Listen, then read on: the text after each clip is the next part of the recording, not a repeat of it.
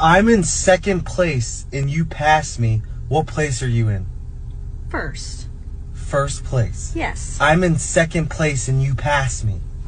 Well, how would you be in first place? Because I passed you. So I'm in first. I'm in second place, though. Congratulations. Now I'm in first because I passed you. Are we running? Are we driving? It doesn't matter. I passed you. I'm in first.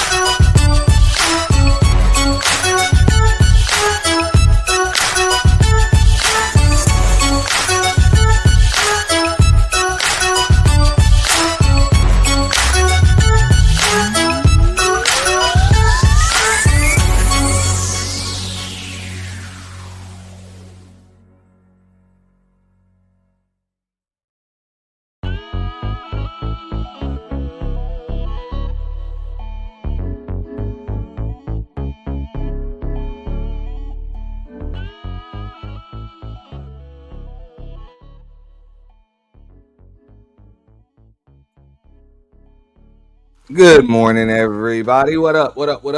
Hey, we're simulcasting on both the home of the official YT Purge as well as Auntie's The Boiler Room. It is officially WTF What the Fuck Wednesday, and we are going to talk about a few things. This Ant's Morning Rant. What up, young Riaz? I see you eyes. I got eyes. Antonia in the chat. What's going on? You know what I'm saying? Everybody, make sure you guys like the stream, share the stream. Feel free to support the stream through Cash App, Super Chat, or Super Thanks if you'll be catching the replay. Definitely make sure that you cop the membership over at the home of the official YT Purge. We got some shit coming up. Definitely some stuff coming up. Friday night roast off will not be this week, but it will be next week.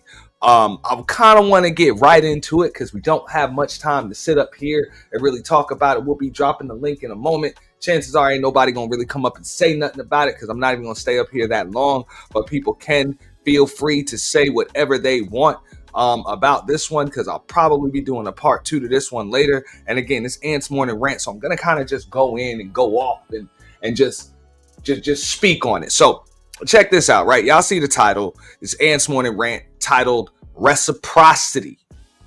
It's now a one-way street.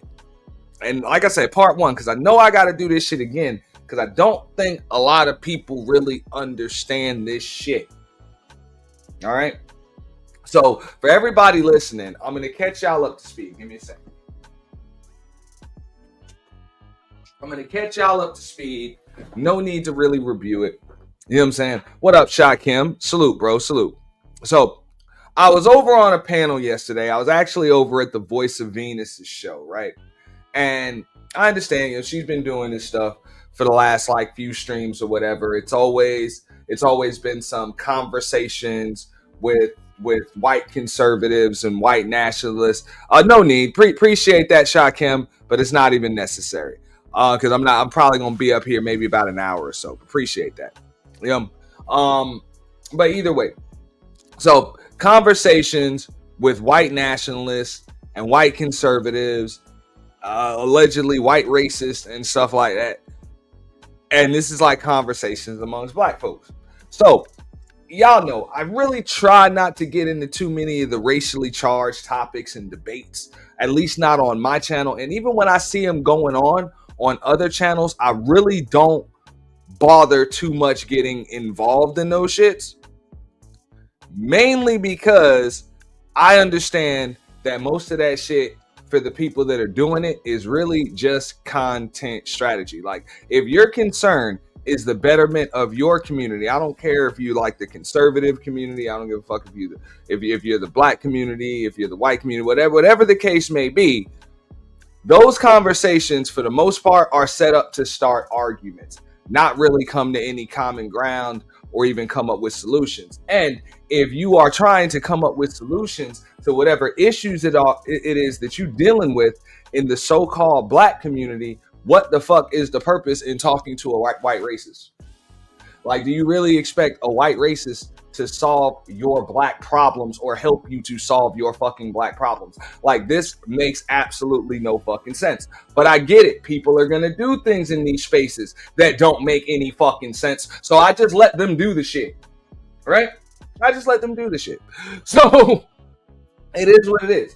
But I think this one was titled something about a white man wanting to touch black women's hair and all of that other stuff, right? So a lot of stuff, transpired. And I guess, what I'm saying, this dude was able to come up and speak on some of the fetishes and weird kinks that a lot of these weirdo motherfuckers have, when it comes to women of other races and people of other races and other things. And shout out to DS1 and Just Jay, and they was up there and they spoke on a few things. But I know one of the things that came up, one of the reasons why, what up, Daniel Womack? Yeah, that's what it was. That's what it was, Daniel Womack. And it's cool. But one of the things that came up was, Venus mentioned that, hey, the main issue is she doesn't feel as though white folks really have respect for black folks' boundaries.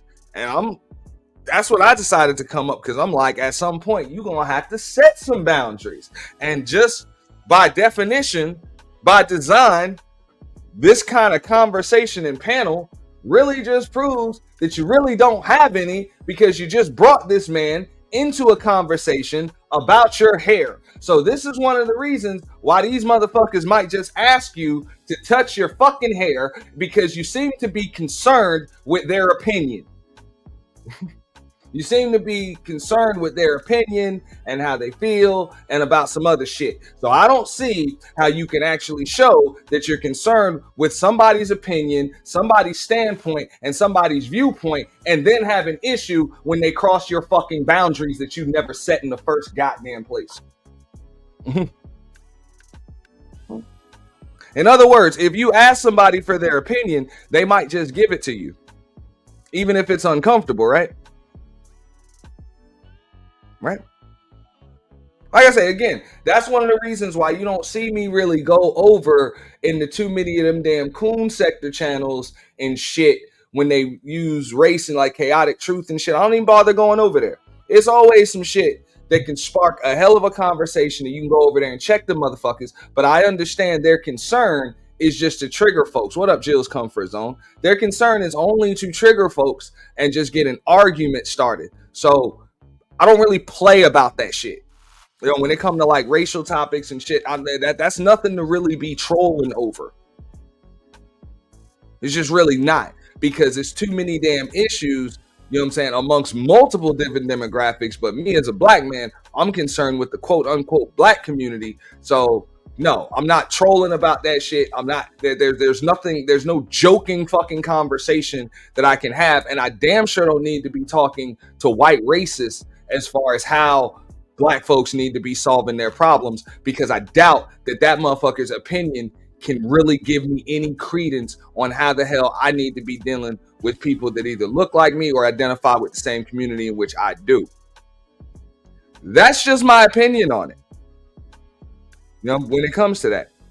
But one of the reasons why you guys see the title the way you do, where it says reciprocity, is now a one-way street, because as we were talking and stating some more things, because he ended up leaving the panel. I actually didn't even speak with Josh on that panel yesterday. As he left the panel, it was just myself, DS1, it was just Jay, it was Venus. I think Chicago really came up there, and it was really just a chat box. So this dude wasn't even involved in that shit. And one of the comments that was made was that it's easier for black women to speak, or a black woman to talk to a white racist, than it is to talk to me, as a black man. So I'm like, damn.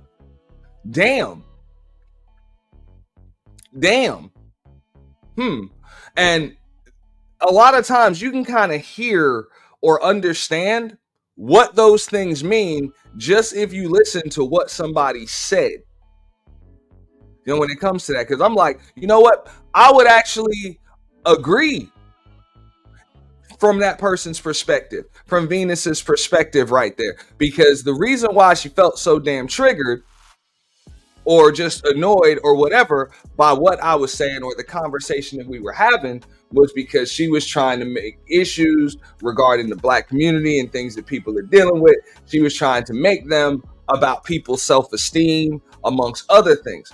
When I said, yeah, I can understand that. But at the same time, I don't think people's self-esteem is the biggest issue. I believe that for the most part, it really has to do with the foundation and what goes on in the household. I think people are so concerned with external validation, i.e. what it is that they see on the internet, i.e. what it is that they're dealing with in the school system, i.e. how other people make them feel or how other people feel about them, rather than just focusing on what the fuck is going on in their own household and raising their own kids properly. And then they can go out with all of the good self-esteem in the fucking world and nobody can really fuck with it.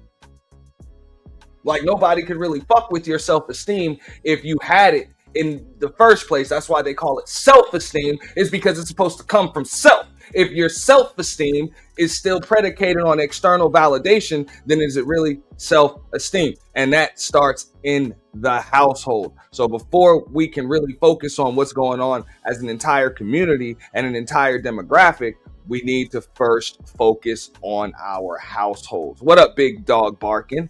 What up? Like, we need to focus on our household.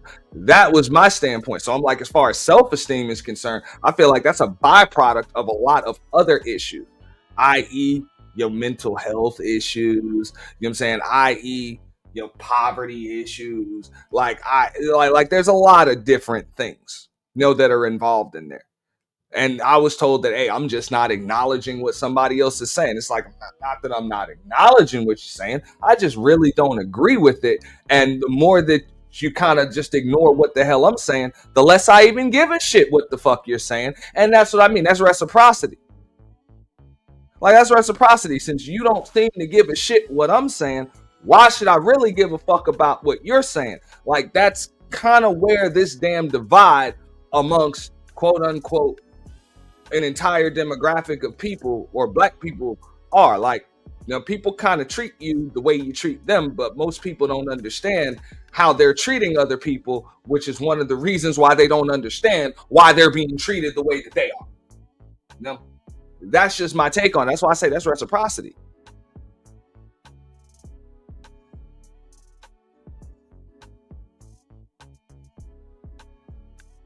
But people believe that whatever it is that they say to you, you're either supposed to agree with them or pretend to agree with them, or else you're just not acknowledging what they're saying. You need to either agree with them, pretend to agree with them, or just, I don't know, start subscribing to their notion. It's like, look, I hear what you're saying.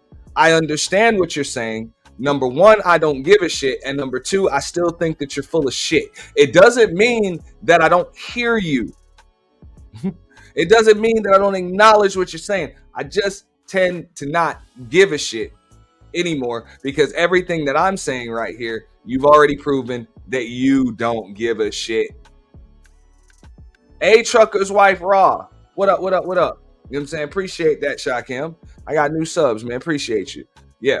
But that's kind of the way the world works. When you show that you don't really give much of a fuck about anybody else, they're usually going to show that they don't give much of a fuck about you, which is why another one of those comments I felt as though was necessary to bring up today, which is, why is it easier? Does it seem like it's easier to speak to a white racist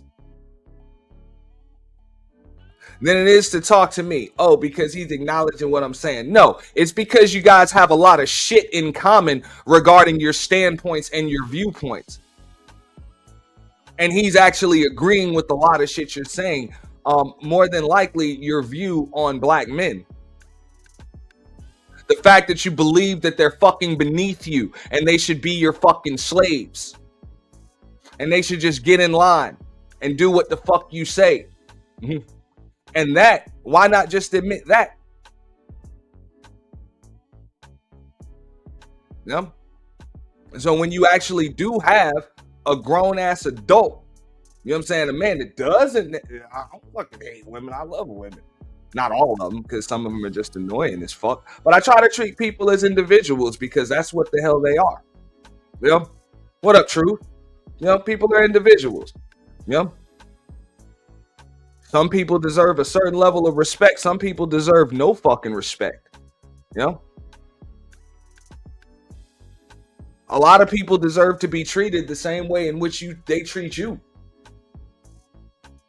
So when somebody tends to just show that they really don't give a shit what it is that you're saying, what's wrong with showing them that you don't give a shit what they saying?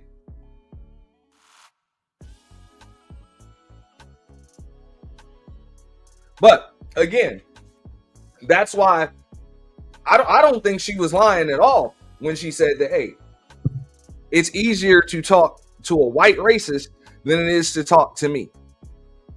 And there are some dudes on this motherfucker that say some egregious shit. Don't get me wrong, they say some egregious shit. I have run up on dudes. I'm like, yo, the shit that you saying really don't make no motherfucking sense, man. It doesn't make any sense. I think you just trying to trigger motherfuckers. That's all. Like I've said it, I am clearly, like, I'm one of the most balanced people that you're really gonna talk to in any of these damn spaces. I'm capable of understanding shit from multiple different perspectives. It's part of what the hell I do for a living, but at the same time, you try to get a solution, you try to come up with some common ground and accomplish not just your mission, but the mission of those that you're talking to.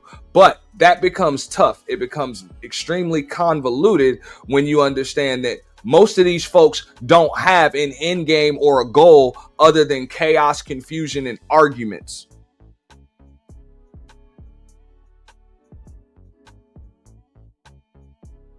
That's why you see a lot of these topics and conversations the way that they do. You know what I'm saying? If you try to come up with solutions to an issue, motherfuckers will argue with you because they believe that the issues themselves are more important than coming up with solutions to the issue. The issues themselves and the root of the issue is more important than a fucking solution. You want to know why? Because these folks need some shit to talk about tomorrow. Topics can never be put to bed. You know, I said it before, I said it again, I'll say it over and over again. And I also understand that, look, I don't want to rain on anybody's parade. I've done nothing but preached, creativity, you know what I'm saying, innovation. Y'all know what the theme is of not just this channel, well, both of these channels that I'm simulcasting on right now. I'll put it right up here so y'all can see it. Ant's Morning Rant on all three corners. Or three of them four corners. You see, conversation, communication, confrontation, it's what we do here. Those things can solve a lot of different things, you know? But I think people have a very, very distorted view and distorted definition of what it is to actually have the conversation, and also what it is to communicate. And the fact that confrontation isn't always a bad thing. Like confrontation and conflict can help to solve a lot of issues. You know, it's just like when we were kids. You know, sometimes you might just have to fucking fight with somebody, and then you end up with a friend for life, because that's the only way you can gain a respect for each other. You might just have to fight it out. You know? Now, I wouldn't recommend that people just physically fight it out as grown ass adults, right? You know. Thank you, A Trucker's Wife. I try to do positive things. I try. But because the negative things in a lot of these spaces outweigh the positive, it's like trying to fight the zombie apocalypse. Eventually, you're going to run out of shells, and they outnumber you. So in a lot of cases, your best bet is just to find high ground, and use all of your ammo sparingly, because it's just too many of them. You can't fight them all.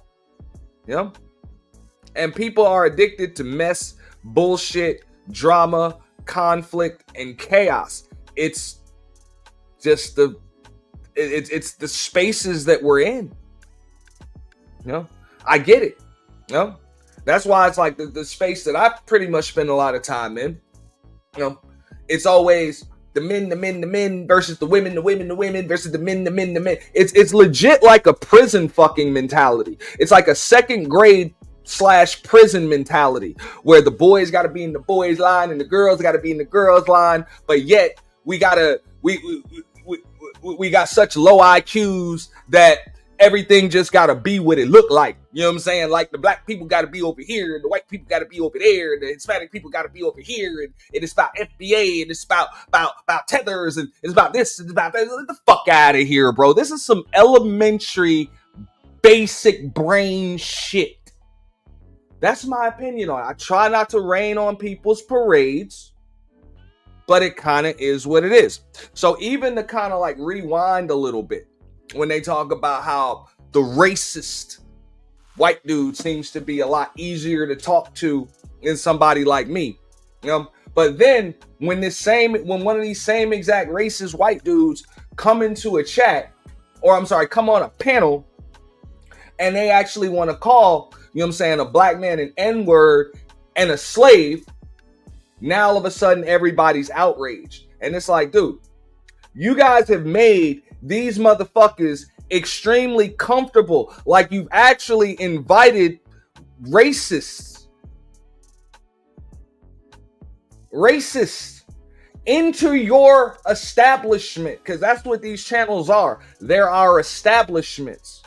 There are homes. You've invited them in, pulled up a chair, a pillow, told them to take a seat, gave them an extra blanket, gave them full access to your fucking fridge, and now you're outraged when they show you absolutely no fucking respect.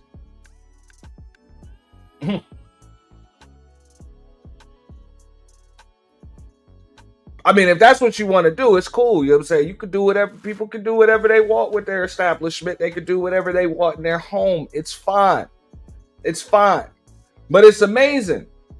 People be having more smoke for me for calling that shit out than they do for the motherfucker that's disrespecting them in their own home.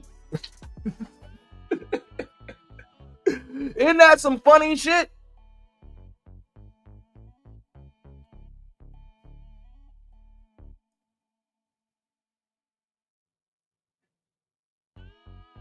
Yeah. I'm like, damn. Like, what up, LA Project? Like, folks don't even understand when a lot of times they perpetuate the problem that they complain about. And then a lot of people also don't understand that water usually finds its own level. Most of that shit does. So if you're finding yourself in a situation in which you're comfortable talking to motherfuckers that believe that black men are totally fucking beneath them, and you N-words need to shut the fuck up, stay in line, and all of that other shit, it's probably because you got at least that in common with them. What up, Mella? Hey, happy day.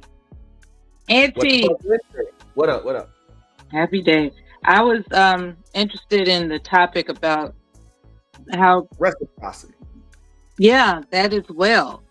Hmm? Um, and Reciprocity now only goes one way. Isn't that some shit? it would appear so. I This think is the world we live in.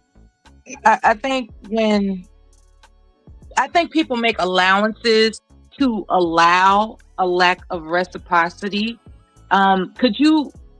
Could you give me some insight as to examples of how someone allows a lack of reciprocity? Like they just laying down and taking the shit. Mm. You said allows the lack of reciprocity. But there are people that they know that something's not right, but they are too ignorant to know that a word such as reciprocity exists. They just Mm. don't know that shit. So, meanwhile, they laying back like, why they doing me like this? Why is this happening to me? Victimizing themselves instead of Basically, empowering themselves. Because when you empower yourself, you won't accept anything less than reciprocity. correct. That's one of the things that I state. That I pretty much stated. Like, okay, so one of the questions that came up yesterday on this panel that I was on, it was actually, or it wasn't a question, it was a statement. It said that I guess you as a black woman, you know, there's an issue about, I don't know, your hair, and white folks or people of other demographics that just want to touch your hair. They just want to touch your hair because it's something that's different to them. And it was a complaint that, hey, that's really like a lack of respect for your boundaries. And I'm like, hey man, you got to set boundaries in the first place. Yeah, absolutely. As a matter of fact, I was Like at when a you set boundaries in the first place, people tend to not try you with that shit more than once. But if it's something that keeps on happening, like it's probably going to keep happening, i.e., one of the things that I say, it's like, yo, I refuse to tolerate disrespect, at least on my platform. That's just what it is. You're not going to come here and respect me here. So if I just let people run amok and do what they want, I can't trip when they run amok and do what the fuck they want, right? for sure, for sure, for sure, You know what I'm for saying? sure. You So know, if you establish boundaries, I mean, you got to establish boundaries before you can expect people to respect them shits. yeah, that's a good point. I think what confuses this audience in terms of these YouTube platforms, when someone is starting their channel, they do accept fuckery, right? Which Mm. can sometimes, unfortunately, includes disrespecting the host. So the host, in the interest of building their channel, they roll with it. But then when they find their niche and they know that traffic is coming regardless, that's when they start closing in the reins of what you're not going to do is disrespect. Mm. Yeah, I get it, and I think a lot of us have been guilty of that. When things are starting out, because you just want as many subs as possible, you want as many viewers as possible, you try to make everybody feel welcome. It happens, but once the platform is built, and it's not even just once the platform is kind of built, and you have your audience. What I'm saying, you have your subscriber, you have your supporters for the most part, because it's a difference between it. There are differences between an audience, subscribers, and actual supporters. Let's keep it real. Not everybody that subscribes to you, not everybody that watches you is actually a supporter of you. It's a lot of people that really do just want to destroy. They call it trolling. So me personally, I can't speak for anybody else because people can run their platforms the way that they want to. I don't give a shit about the numbers or anything like that. Them shits can go in the fucking toilet. I don't care. Disrespect can't be tolerated. Now, I mean, if I depended on this shit to make a living and other things, I'm not gonna lie, I would probably just go another route. I wouldn't really interact with, because when you interacting with people and random people on the internet, like, you kind of open shit up to that. Mm-hmm. it just happened. So I wouldn't even have like an interactive platform like that. It would be more of a just a, hey, yeah, I'll start the combo in the comment thread afterwards. That's it. I would just make my videos and you just start the comment. You get the comment thread going. That's the way I would do it if it were really that big of a deal. But I don't mind having a little bit of discourse and the conversation because you've been here since day one. You understand that things were kind of predicated here on communication, and a lot of communication is done with not just your eyes, but also your ears and the stuff between your ears. So you do have to listen. You have to listen, you have to look, you got to understand. So that's another reason why I don't just, click links like that. I don't recommend it anybody else. Just click links unless you can just add to the conversation. But there are a lot of people that kind of just want to take from it, derail it, and amongst other things. That's one of the reasons why I say that, hey, when it comes to these community type topics and shit, why allow people that are not part of that community to enter into it? Yeah, it's interesting. It's just like, okay, so imagine if McDonald's is going to have a board meeting about their menu or some shit. You think that they're going to have the management from Burger King come over there and give them input? No. I don't need my opponents in the room breaking down film and helping me establish my game plan.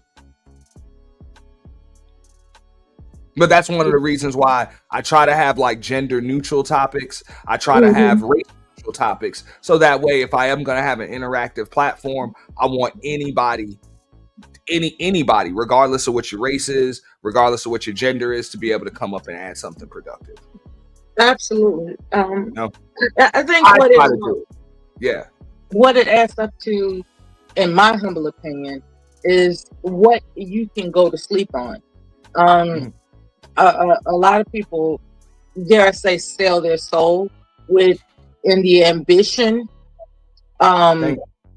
with their ambition. Like they want to compare themselves to channels that are in the stratosphere of success. And that's their ambition, to reach that stratosphere of success. However, not understanding what their own formula is, adjacent to their personality traits, it has to be considered as a factor. You got to know how to keep the audience riveted. So this brings me back. The reason I mention this, it brings me back to terms you had mentioned, such as people being addicted to chaos. Wait a minute. Actually, arguing. Yeah. People arguing, conflict. And I have a theory. Well, yeah. Wait a minute. As a matter of fact, I can recite your words right back to you, because it's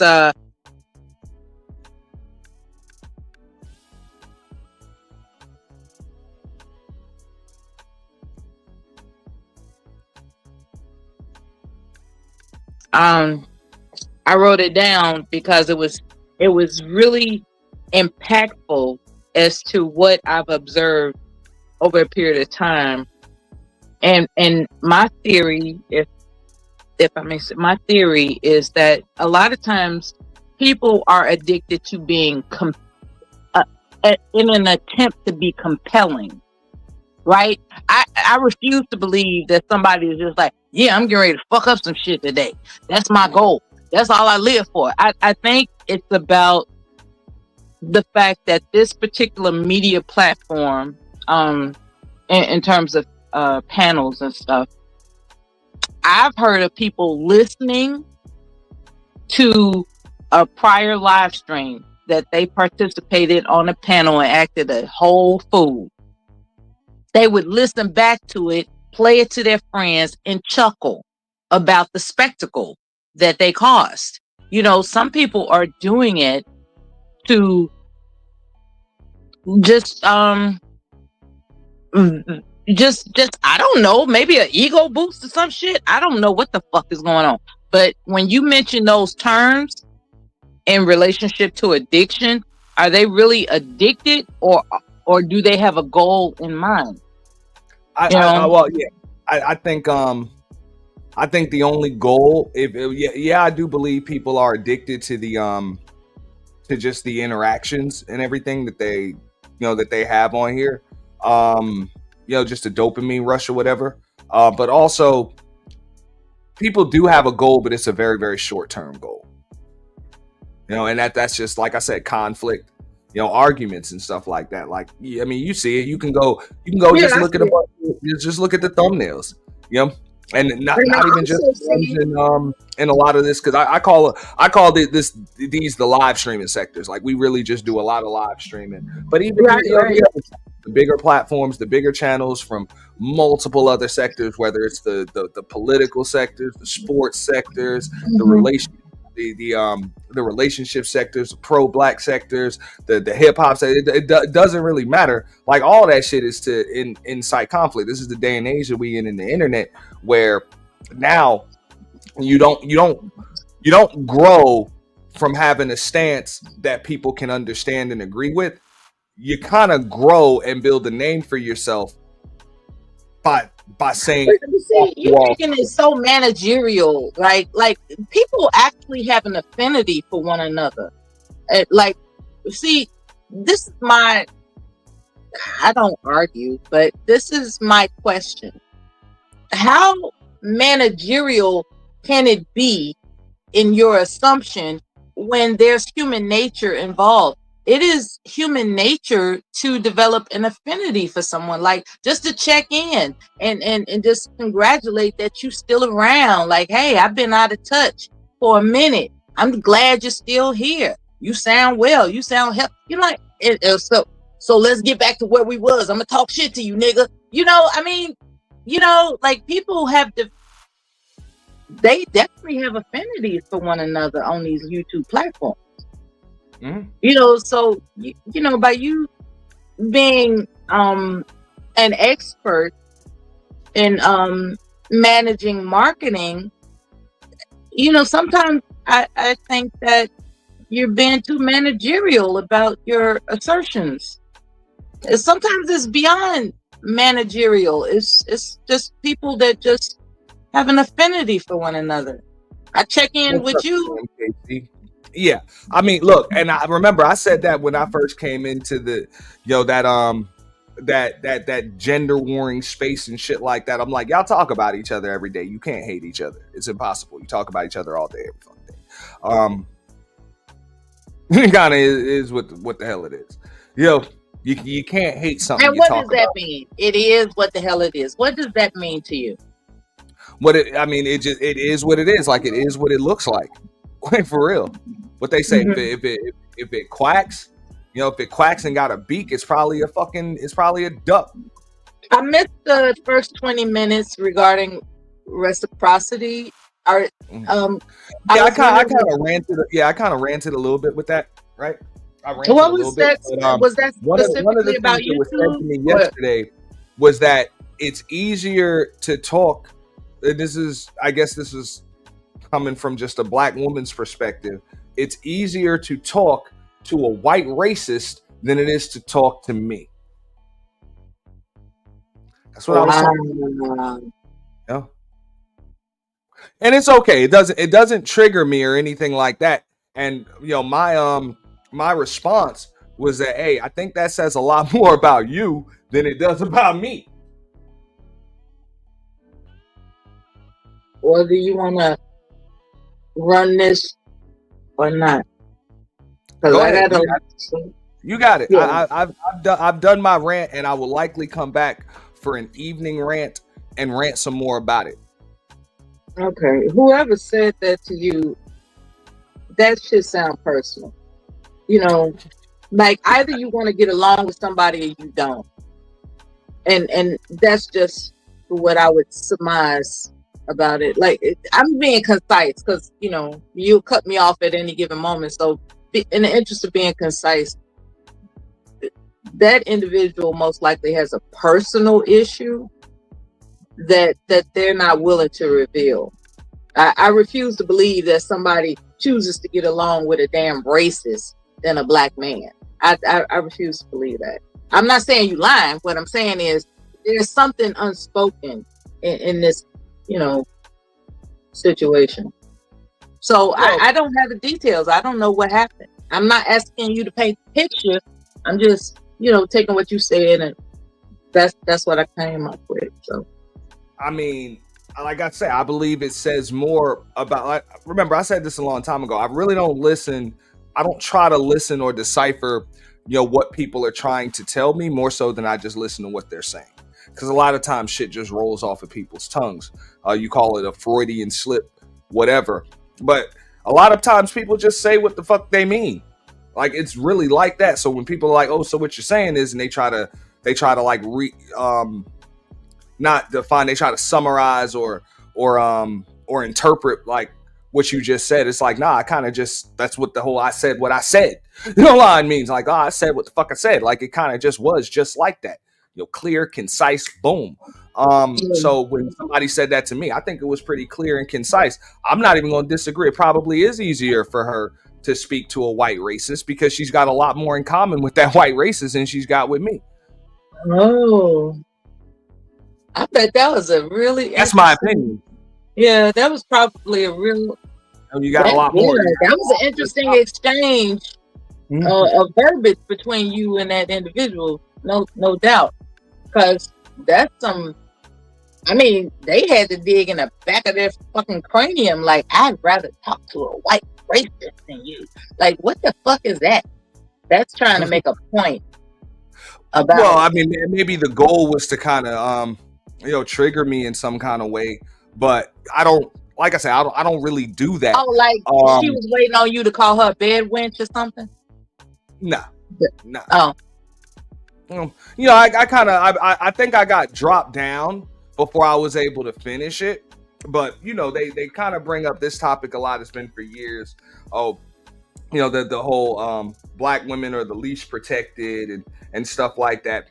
And I mean, will I say that there's very little protection for black women in American society or Western civilization? Yeah, I would agree, but I wouldn't say least protected. I would actually put that on young black boys and then young black girls, and then it would go to black women or whatever.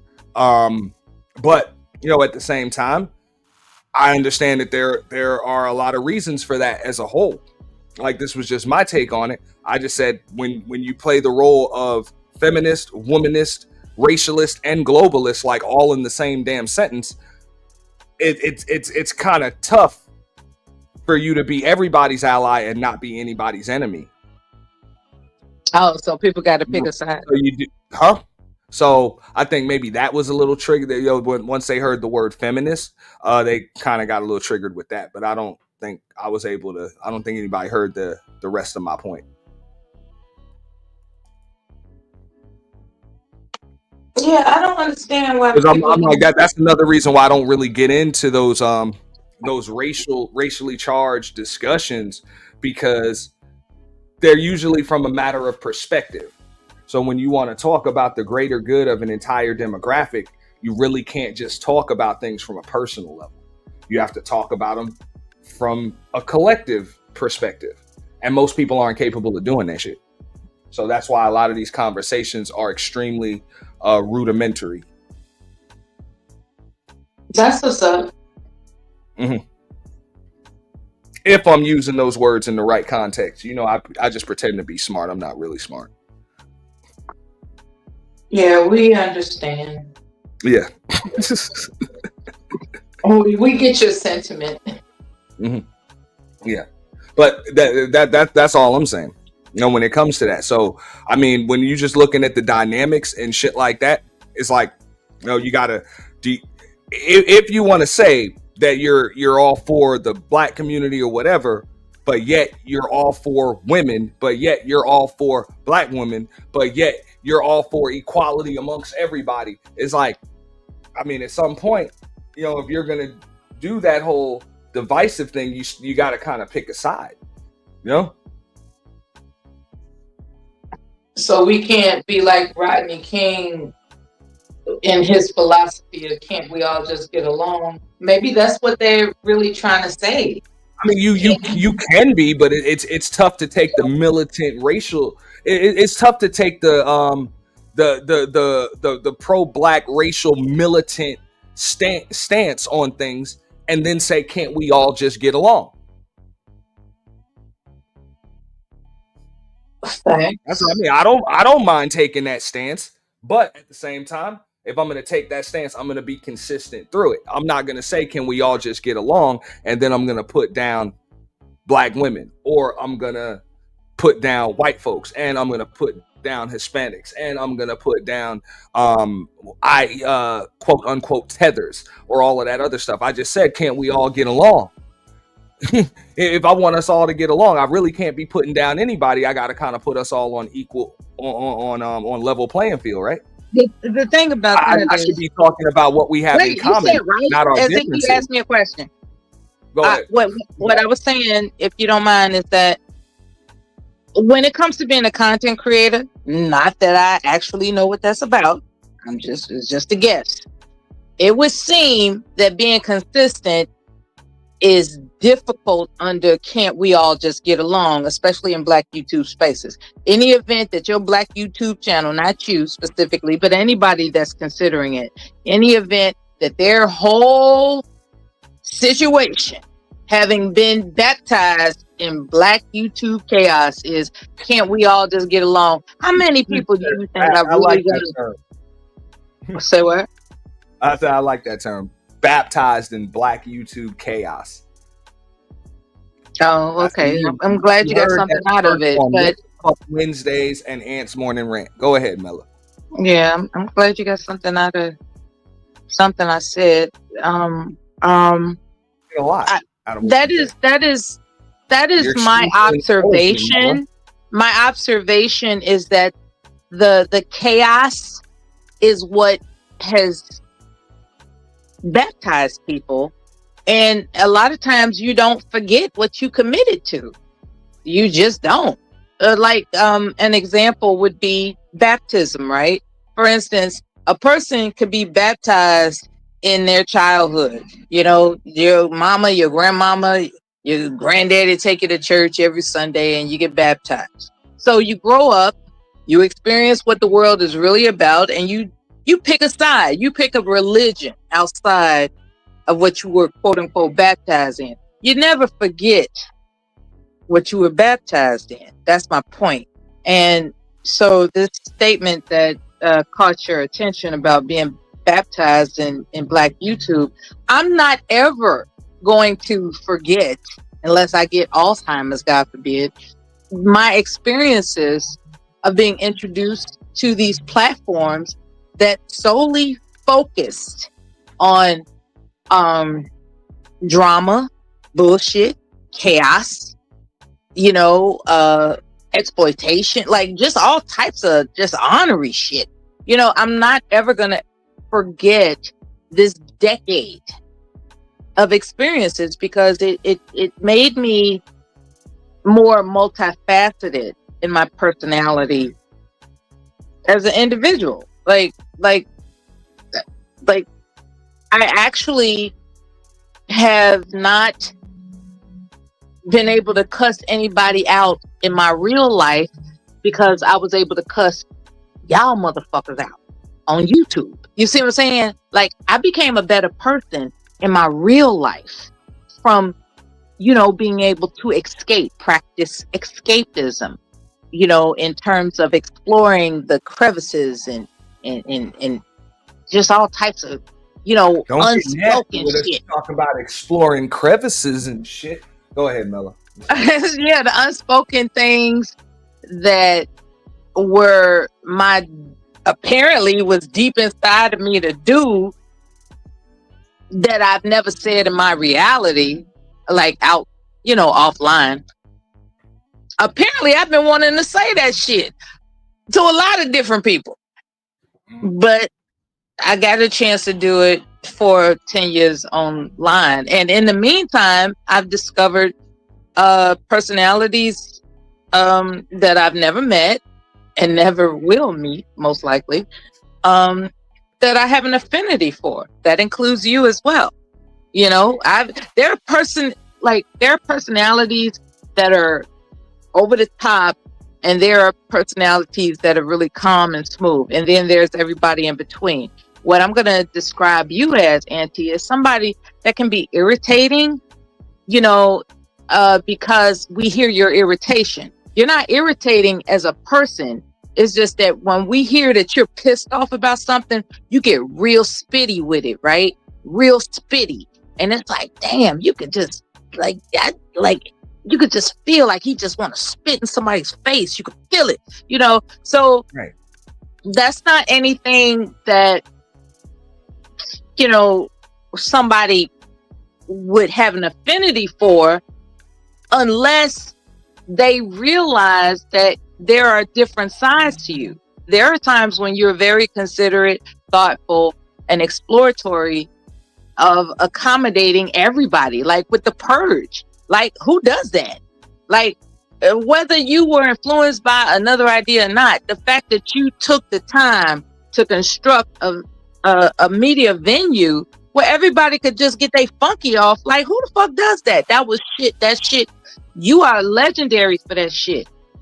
For real. And I knew you before you did it. So I appreciate that. You know, I was like, I knew him before he did the purge.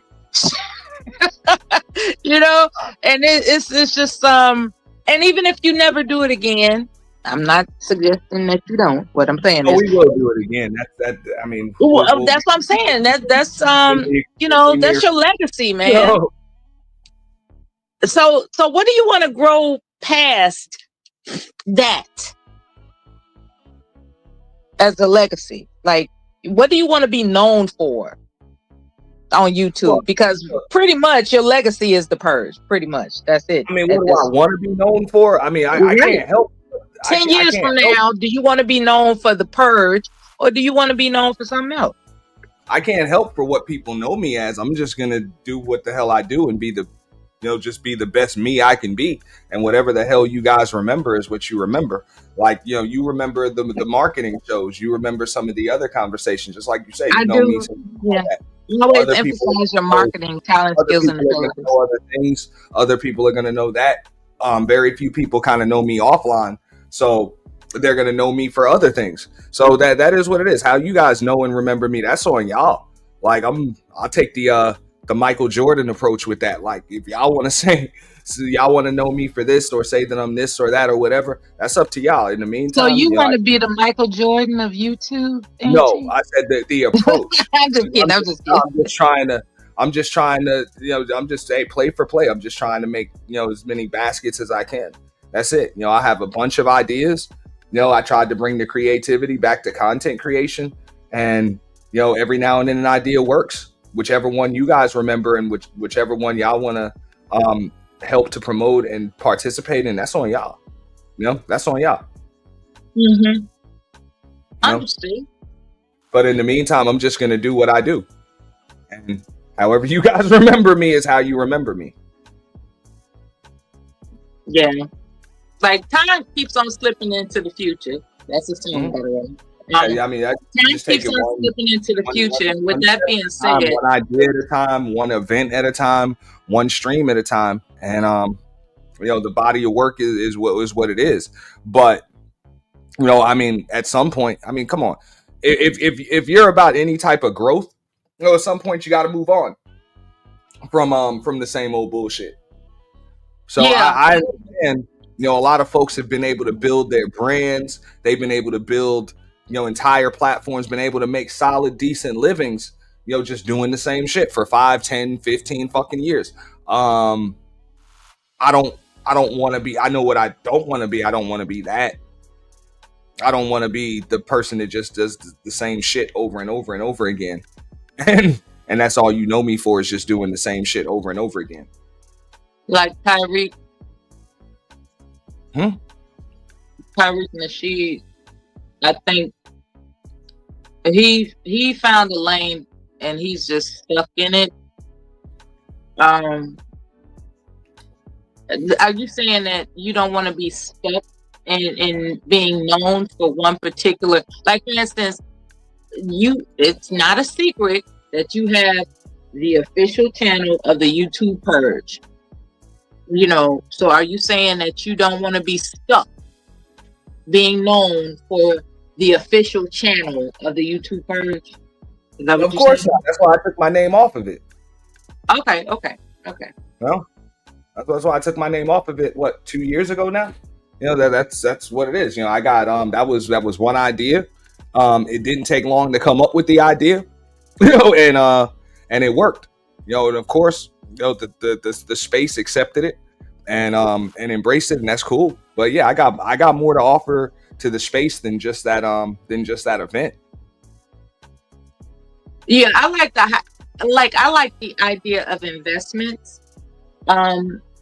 I would appreciate people who are studious, such as yourself, to, not that I can control anything, but it's really attractive when Black people are teaching Black people about building money.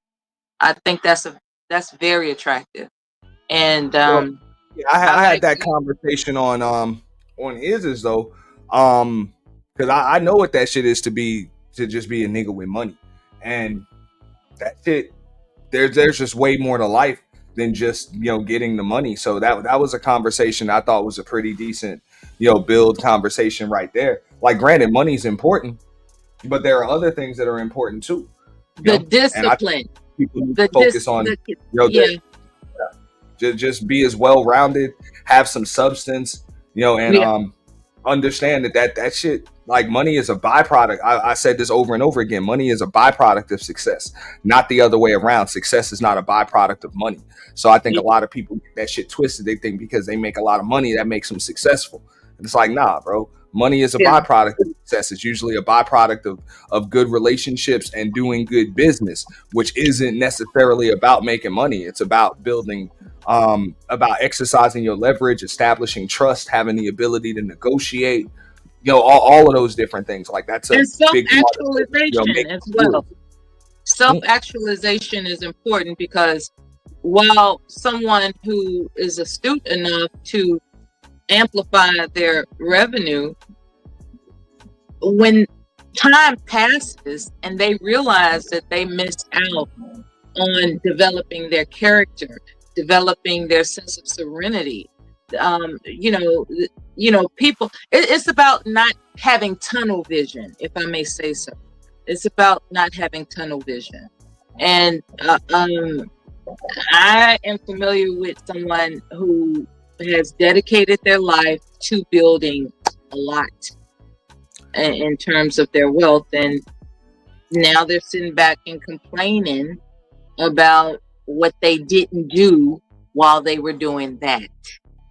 And so it's not, you're right, it's just not about making money. Like, I know people that are truly, that's all they give a shit about. Like, money is their best friend.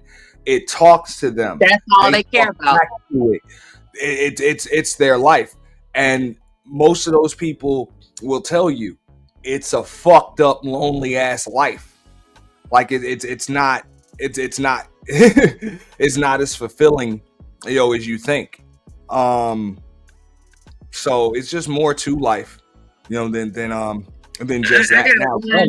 Now, is a decent amount of money going to make just about anybody's life better than it would be without it? Absolutely. But I'm like, that can't be your goal. If your it makes you comfortable, but when your girlfriend is telling you, I just want somebody to love me, it's like, baby, have you looked at your bank account? Like, what? I thought that's all you cared about. And she was like, there was a time that's all I cared about, but I just want somebody to love me. But because she was obviously suffering emotionally, I didn't dig into it like I would on YouTube. On YouTube, I would have dug into her, but I didn't, because this is someone I'm familiar with. And but my question, honestly, would have been, so what are you gonna do now? You know what I'm saying? What am I gonna do now? It's like, it seems to me she's ruminating on missed opportunities to balance her life. And what I would have asked, if she wasn't crying on my shoulder, I would have asked, like, so what are you gonna do now? And you know, do you think I should ask her that, or just let her just ruminate in the like the poor rich girl mentality?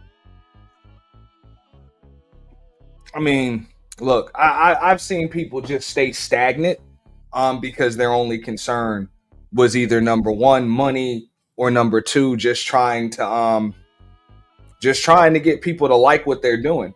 And the thing is, you know, you got to kind of most $1 million or even $1 billion ideas or innovation, they don't come out of greed, they come out of necessity more often than not. So Yeah, that's how she usually, started. That's how she yeah, started, and usually she just ran with it. somebody identifies an issue, you know, they fulfill a need, or solve an issue, solve a problem, or come up with a viable solution to an issue, and then boom, that's how they get rich, you know. But if you just focus on the money first, you kind of skipping the steps. Yeah, You know, that's how you end up kind of just following trends rather than setting them. So even when you bring up things like you know, the purge and stuff like that, like it's one of those ideas that people see and they're like, damn, that's easy. And they're right. Kind of was. It's one of those, why didn't I think of that ideas? You know? But a lot of people didn't want to do so because it hadn't really been done. Not like that. So people kind of fear trying new shit. oh well, You know, and that's human nature. I get it. yeah, You know? yeah. When it comes to that, it's in And hindsight. that's why you see a lot of the same conversations and the same type of content, you know, growing. Like a lot of channels just pop up on here and they're really just copycat channels of each other. You know, it's the same topics over and over again. If this is what trended, this is what got this person views, this is what grew this person, I'm just going to do that. I'm just going to do this, I'm just going to do that. You know, the same thing Mhm. that they, you know, seen. You know, people don't want to you know, branch out, and that shit does require risk because there's got to be a fear of rejection, you know, like you got to get over, Mm. you know. But I'm just like, if you're an actual, you know, content creator and you're being creative, or even if you're just an artist, like you know, a true artist really isn't concerned with whether or not people are gonna like, appreciate, or enjoy their art. They just create art. That's it. It's just something that's in them. They get it out, and you know, it ends up resonating with people. So that's really all I've ever kind of like tried to push as far as content creation was concerned, because there are people, you know, in these spaces that are way more, you know, talented than me, you know, on the microphone, and just, you know, with the visuals, and a lot of shit, way more talented than me. um but a lot of people are just kind of, you know, fearful of stepping out of that comfort zone. I can honestly say I'm not fearful when it comes to establishing and building a channel. That's not how I get down. That's just me. That's not how I get down. I've been advised. Hell, it's been insisted. You know, when are you going to start a channel? You know, that type of talk. And Yeah, as go ahead, wonderful. get your man on. I will be right back. Go ahead. All right. Um, I've learned to appreciate the dedication and commitment that it takes to build a channel. Um, when it comes to uh, different aspects of whether or not you're going to grant a wrench and all this other kind of, you know, this just, you know, just a whole bunch of nuances that it for me doesn't make sense. Okay, it just doesn't. It's like there are people that charge people for a wrench. That shit never made sense to me. Um, that would, whenever Auntie comes back, that would be something I I would wonder if he wants to address, like, what's the philosophy of believing that people are so stupid that they're going to purchase a wrench. And here it is, flash forward times later, people are actually doing that dumb shit. Like, do you realize that someone is asking you to work for free? Fuck that. Okay? Like, what is having a wrench on somebody's channel gonna do for your damn life? Like, that shit puzzles me. The different prioritizing mentalities that I've seen evolve over time. As far as bounties and stuff like that, I know people are in this to make money. I'm fully aware of that, and whatever ways you can develop to bring that about, it's up to the dummy to fall for it. Okay. As I've mentioned before with Auntie, while you all are listening,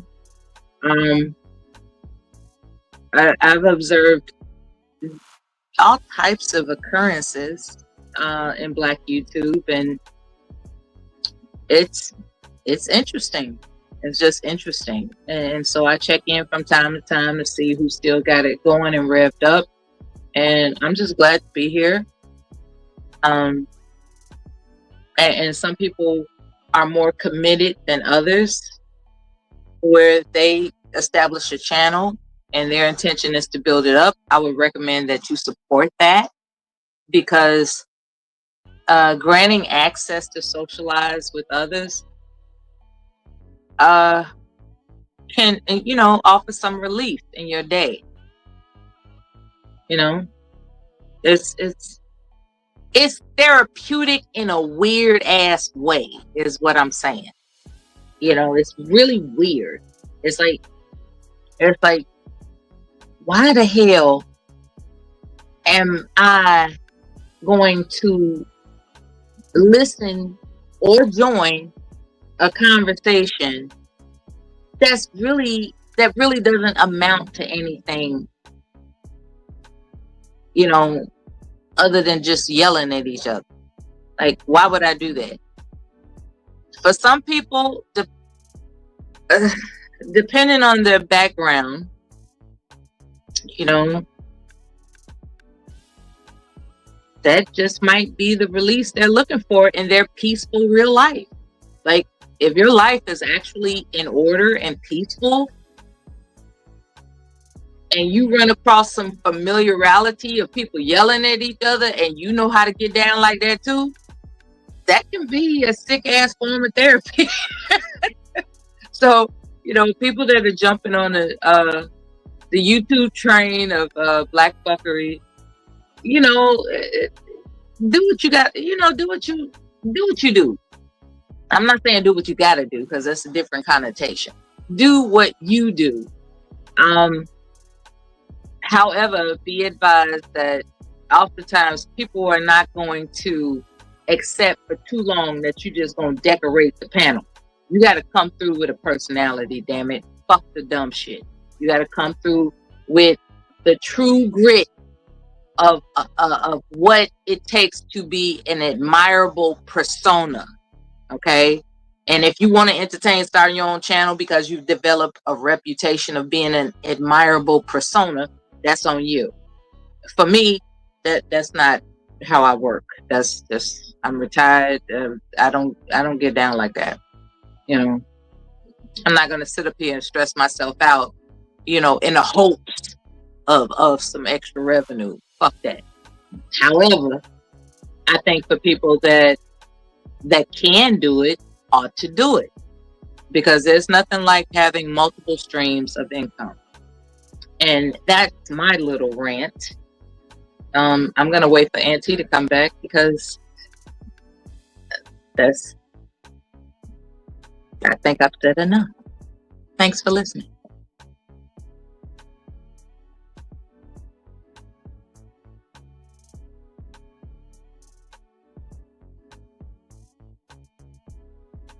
Unless y'all want me to hear Okay, unless y'all want me to hear what's going on TV in the background, playing CNN, and I'm making lunch and stuff, I could keep it off mute, but I ain't got to do all that. I'm listening to CNN, preparing lunch, saw Auntie was live, I came through. That's pretty much it. Auntie, we waiting on you, baby.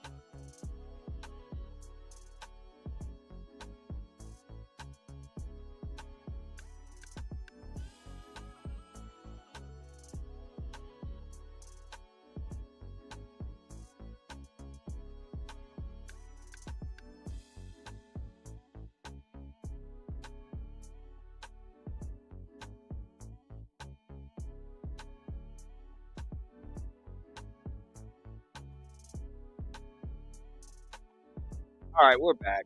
We're back. Thank you everybody for being patient. We do have the link in.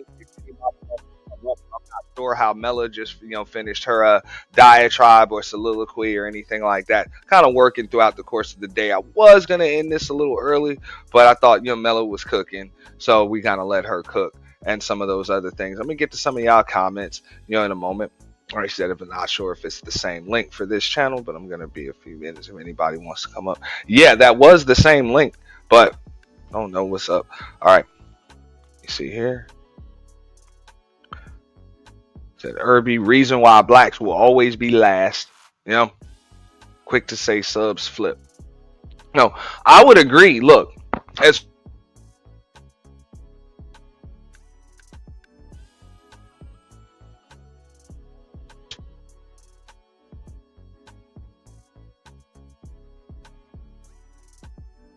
of time, like it's never going to stop working. Like it's never going to stop fucking working on people. So as long as I mean, I can't speak for the other spaces, but I know the space that I was in last night. That's pretty much what the fuck this shit's about. It's always about separating every fucking body and arguing with each other. So as long as folks stay divided, they're going to stay divided. People got annoyed by me when I said, I'm like, look, if you're going to talk about what the hell the black community should be doing as an entire whole, and then trying to say, oh, but the men need to do this and this and that, and but we ain't gonna mention no issues that women have and all of that other shit. Fuck out of here, bro. If you're gonna separate men and women into separate demographics, then by definition that turns us into opponents. And if you are going to make yourself my opponent, it is my job to beat you. Like, I'm not going to fucking lose, so I would prefer to have you as a damn teammate. Like, I'm saying that, and all I get told is that I hate black women by saying that shit. I'm like, what kind of sense does that make? What's up? Mela's back. Like, that's what I'm saying. It's the idiocracy. Well, let me stop saying that shit. I'm not gonna say the idiocracy, because if I call people fucking stupid, they're gonna really take offense to it. So, the basic mindset of these individuals. Go ahead, Mela. Yeah, I'm with the "can we all just get along" mantra. Mhm.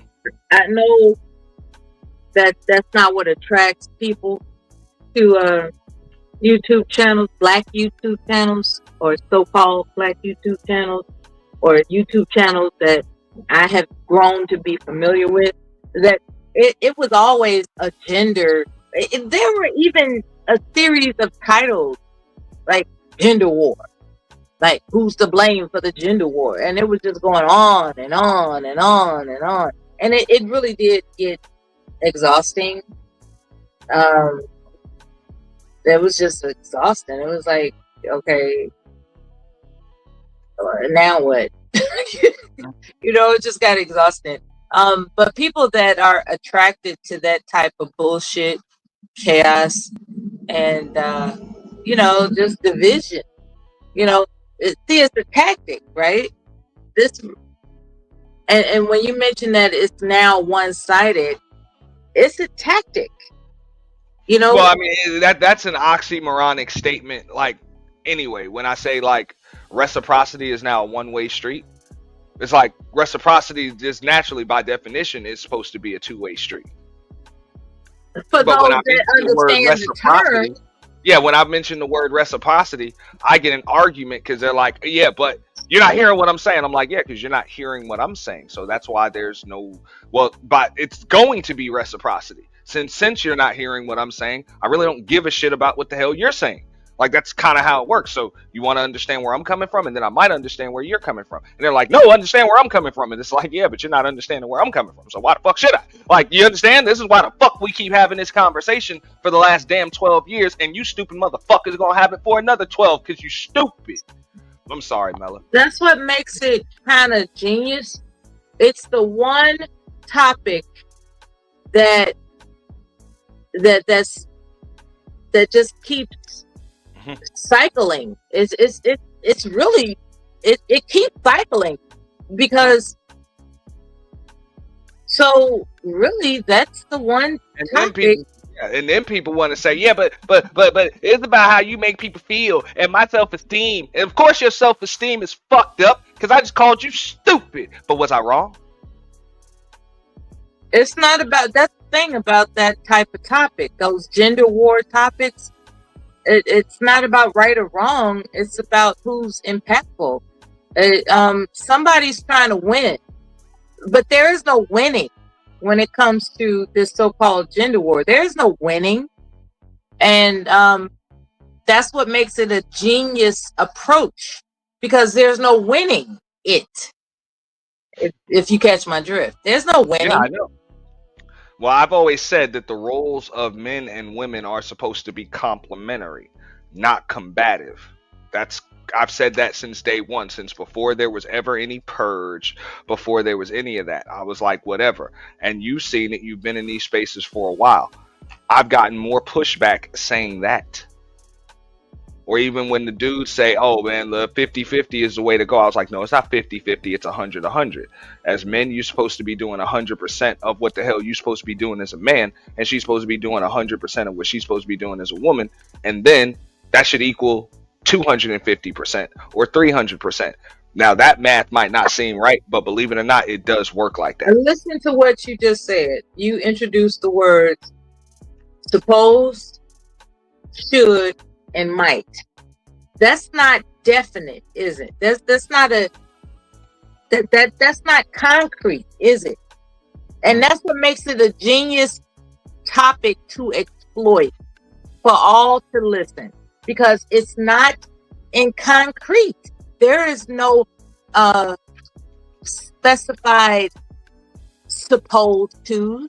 There's no specified should. There's no specified it might. You know, there's nothing specified. That's what makes these gender war topics genius, to exploit the opportunity to bring traffic to one's channel, because there's no resolution, especially in America. Like, think about it. There are people who are on opposing sides that are going to always assert that they deserve top spot. And that's where the genius comes in. The debate over who, quote unquote, deserves top spot. Some people bring the Bible into the mix. Some people bring infrastructure development into the mix. Some people bring the womb as the you know, producing a child into the mix. It's never ending. It's a genius topic to exploit. It really is, because it's never ending. I don't think that makes it genius. I think that makes it chaotic. And that's the genius. The evil genius. Okay. I mean, I'm just saying. I mean, look, getting from point. Look, what they said. I heard this a while ago. They said genius is getting from points A to C without having to go through B. That's genius. Yeah, But I the would way I see it, see. like you don't even have a route. It's getting from A to where the fuck ever, you know, or saying you're trying to get from A to C, but going through points E, F, G, H, and every other fucking letter in the alphabet over and over again, and just never getting to C. That's not genius. That's actually the definition of insanity. Doing the same thing over and over again, expecting a different So result. is it insanity that one gender refuses to yield to another? Is that insanity? Because that's what it is. No one is agreeing to yield. No one is agreeing to yield. It's like the shutdown, the government shutdown. The Republicans, who actually control what has occurred, they're blaming the Democrats. The Democrats are blaming the It's like there's no agreement to yield. Period. Yeah. And that's a fact. And that's why they call it politics. It's a never-ending fucking cycle and game. That's not fucking genius. It's only, And I mean, it's basic shit. It just works on idiots, and most people aren't politically mature enough to understand how that shit works. Democrats, Republicans, what's politicians, mature? there's a system of checks and balances. What a bald one. Okay, so there's a system of checks and balances in place for a reason. Like for a reason. It's so that no one branch has absolute damn power, right? But at the same time, because of the way that Washington D.C. is set up, i.e., through lobbying and other shit, and the fact that we really just dealing with a primarily two-party system, like that shit is like they benefit from gridlock. They benefit from it because as long as there's shit to argue about on the Senate floor, then they can continue to have shit to lobby for. So lobbyists can keep getting all of these big ass retainers. And these Exactly. public servants can keep getting, that they can go in with modest modest incomes and net worths and come out millionaires and some of them billionaires. And that's some shit. Exactly. It's not a Like foreign country. every fucking president, they don't go in extremely wealthy, but they come out extremely wealthy. Why is that? Why think about that shit? Because greed is an ever-present human trait. Yeah. That's why. Yeah. Like they said in Scarface, never underestimate the other guy's greed. That's what we're dealing with. Greed. Yeah. At the expense of people who just thought they could, muddle through life, being obedient to the status quo. No, when it comes to greed, they are going to interrupt your sense of status quo and make you scramble to figure something else the fuck out. Meanwhile, they are getting more wealthy off of your misery. That's the game. Yeah, shit. I'm like you equate it to politics. I consider it to professional fucking wrestling. Like, they come out behind the damn curtain or in front of the damn curtain, and one guy's a heel, another one's a baby face or whatever. You think these guys hate each other, but they're really just trying not to hurt each other. That's it. And then they go back and they chill in the fucking locker room together and go out to dinner. What the fuck they do? It's not a real fight. They don't really hate each other. They're on the same team. It's theater. Whatever the hell the definition of theater is, that's what it is. So I mean, that's what it was. It's a display with the intent. And you're old enough to know, even with the Democrat. Wait. No, I'm just saying, I'm old enough to know. Those of us that are, I guess, at least over the age of 30. Over the age of 30, you should probably at least know that these sides have flip-flop stances over and over again. Sometimes what makes me sad, one side was for illegal immigration 25, 30 years ago. Now they're not. Yeah. One side was for taxing higher taxes, and the other side wasn't, and now they flip-flopped on that shit. You're right. I'm just saying. And then you can go even further back. One side was supposed to be for the black community, and now they're not. It just, come on. These motherfuckers flip-flop all of the fucking time so that way they can keep the game going. It's just like a fight promotion, or a heavyweight title fight promotion. They have those guys take a shot in front of each other. One guy pushes the other one, in front, and they look like they hate each other and they want to, delete each other and all of that other shit. And they make a bunch of money promoting it. They make a bunch of money during the shit. And then these guys hug, kiss, hold hands, and then they promote the rematch. Pretty over much. And over again. Pretty much, yeah. And come on. People gonna keep falling for the damn banana in the tailpipe. And that's cool. That's why I'm like, I really don't like engaging in that shit. But even when I come up there and I say these things, I get demonized like I'm the fucking enemy because I'm spoiling people's fun. I'm exposing the business. You know, one thing that I avoid saying that But I don't like somebody, insulting. I don't like insulting people. Like for real, I'm not going to insult the intelligence of the general public. I just when it comes to saying that somebody did me wrong, I did that what, maybe 8 years ago. I was on a particular panel, and dare I say, they were talking under my clothes, right? It was very ruthless. It was uncouth.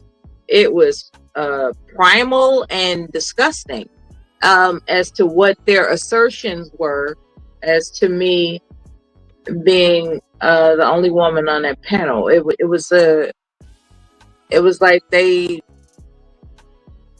dug into me verbally online, and it was very shocking, to say the least. And I had a decision to make in my subconscious. Am I going to go around talking about how somebody did me wrong, or am I going to remember who I am and roll over that?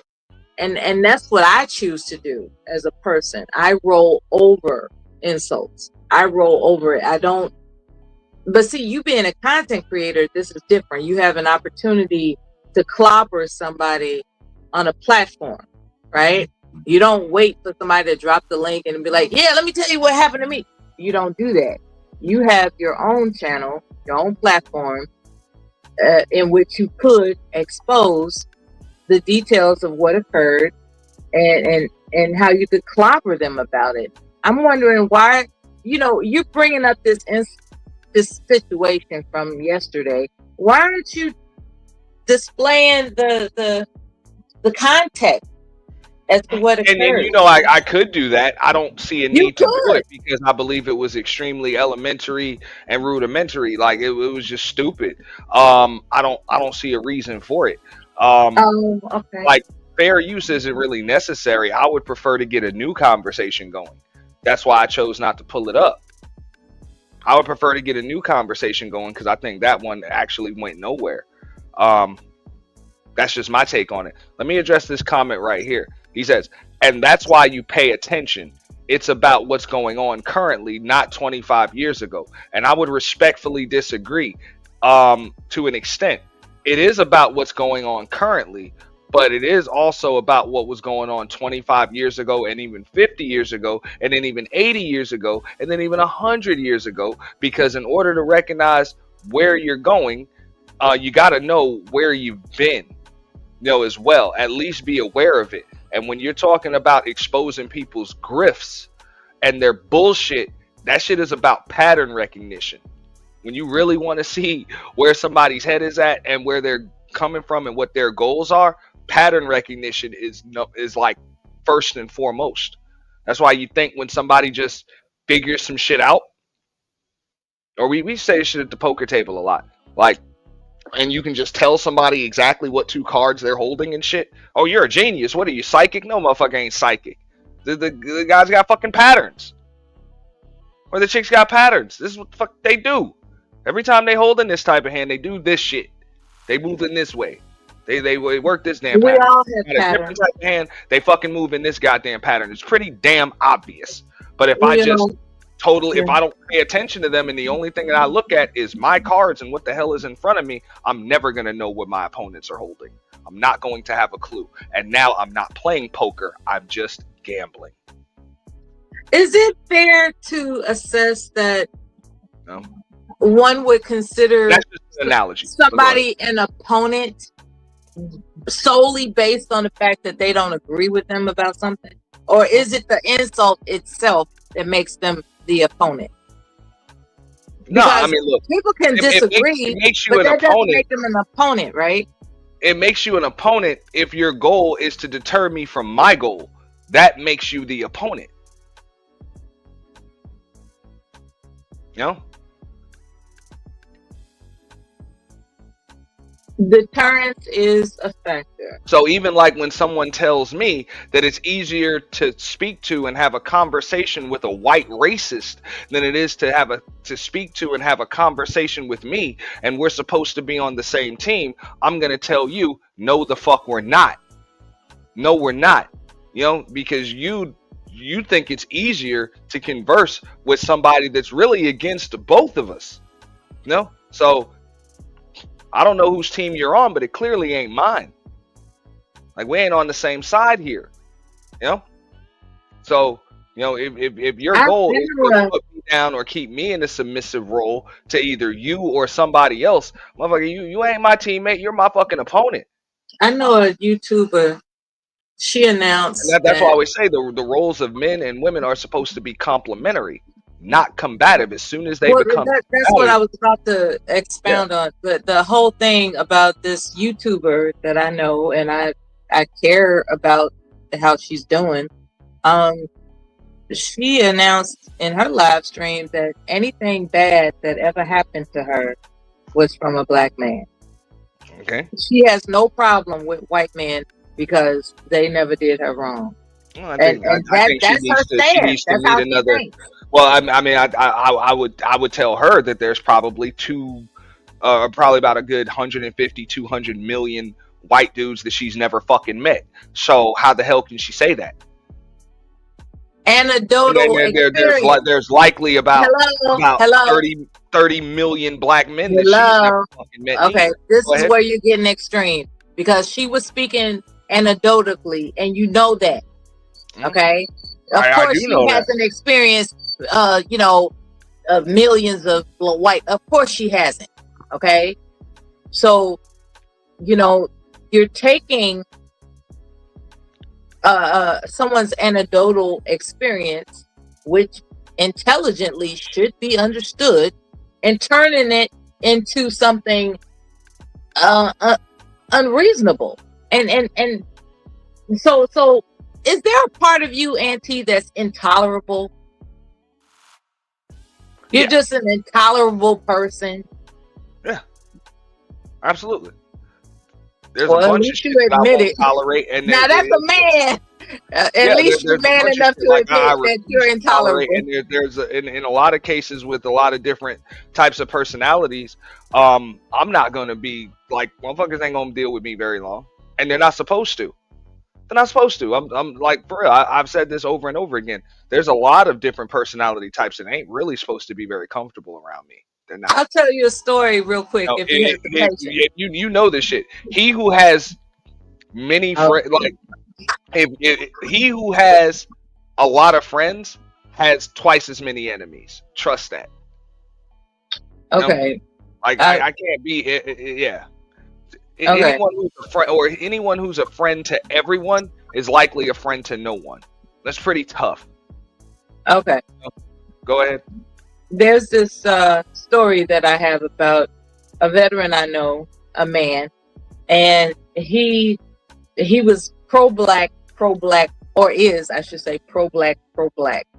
And what wound up happening was, what did he do? He's a recovering addict, like a substance abuse recovering addict. And he met this Caucasian girl, right, who has 3 children. And he was entertaining her company. And lo and behold, what a surprise, she came across a crisis where she needed some place to stay. He invited her and her children to stay with him.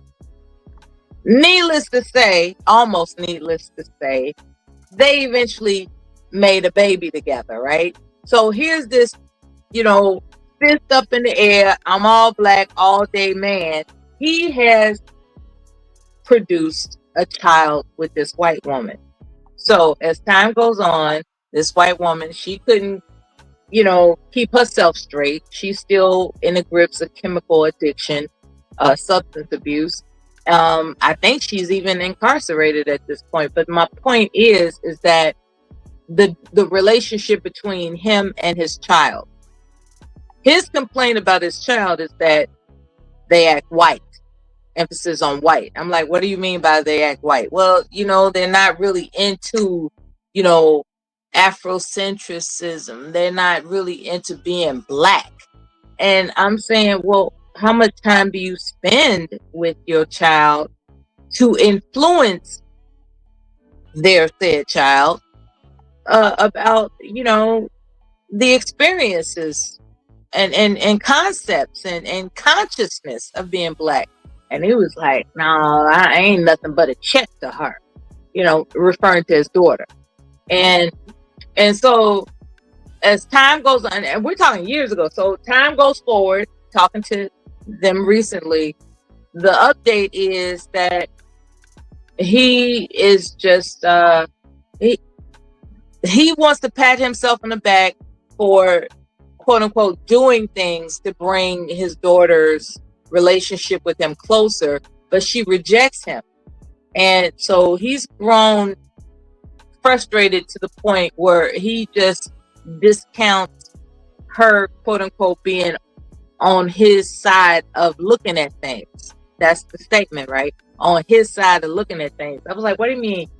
Like, are you saying that like, if she does something, if she marries somebody, let's go with that.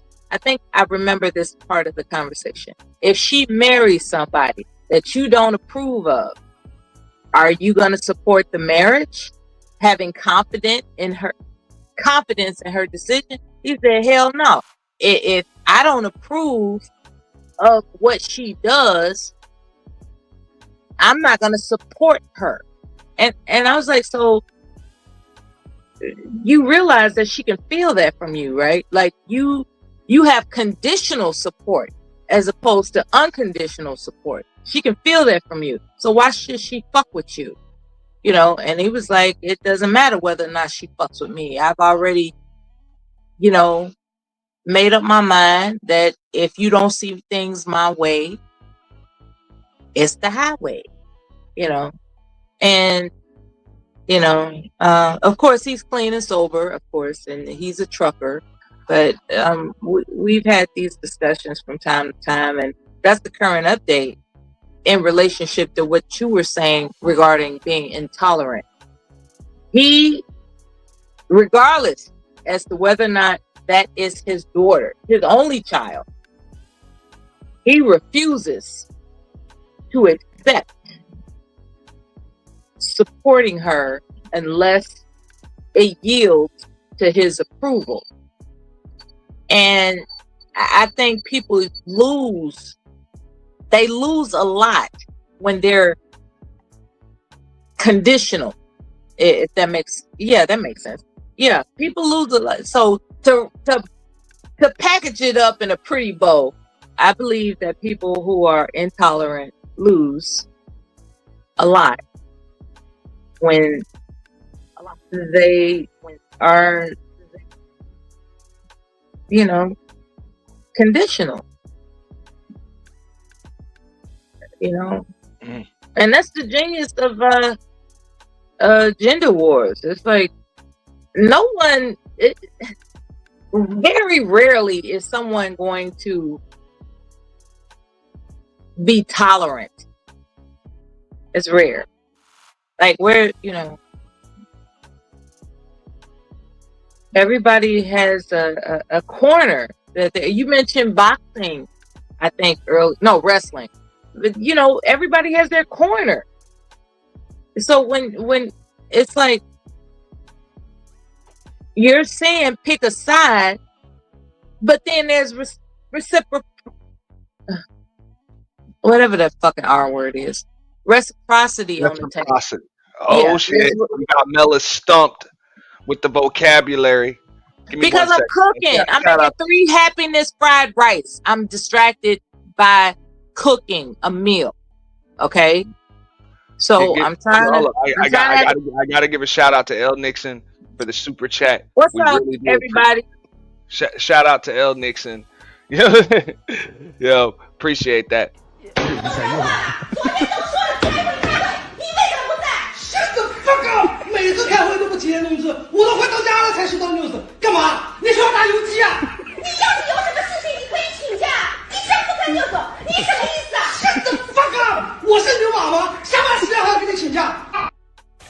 Donations. Donations. Donations. Donations. Appreciate that, L Nixon. He said, "What up, Ant? What up, Mella?"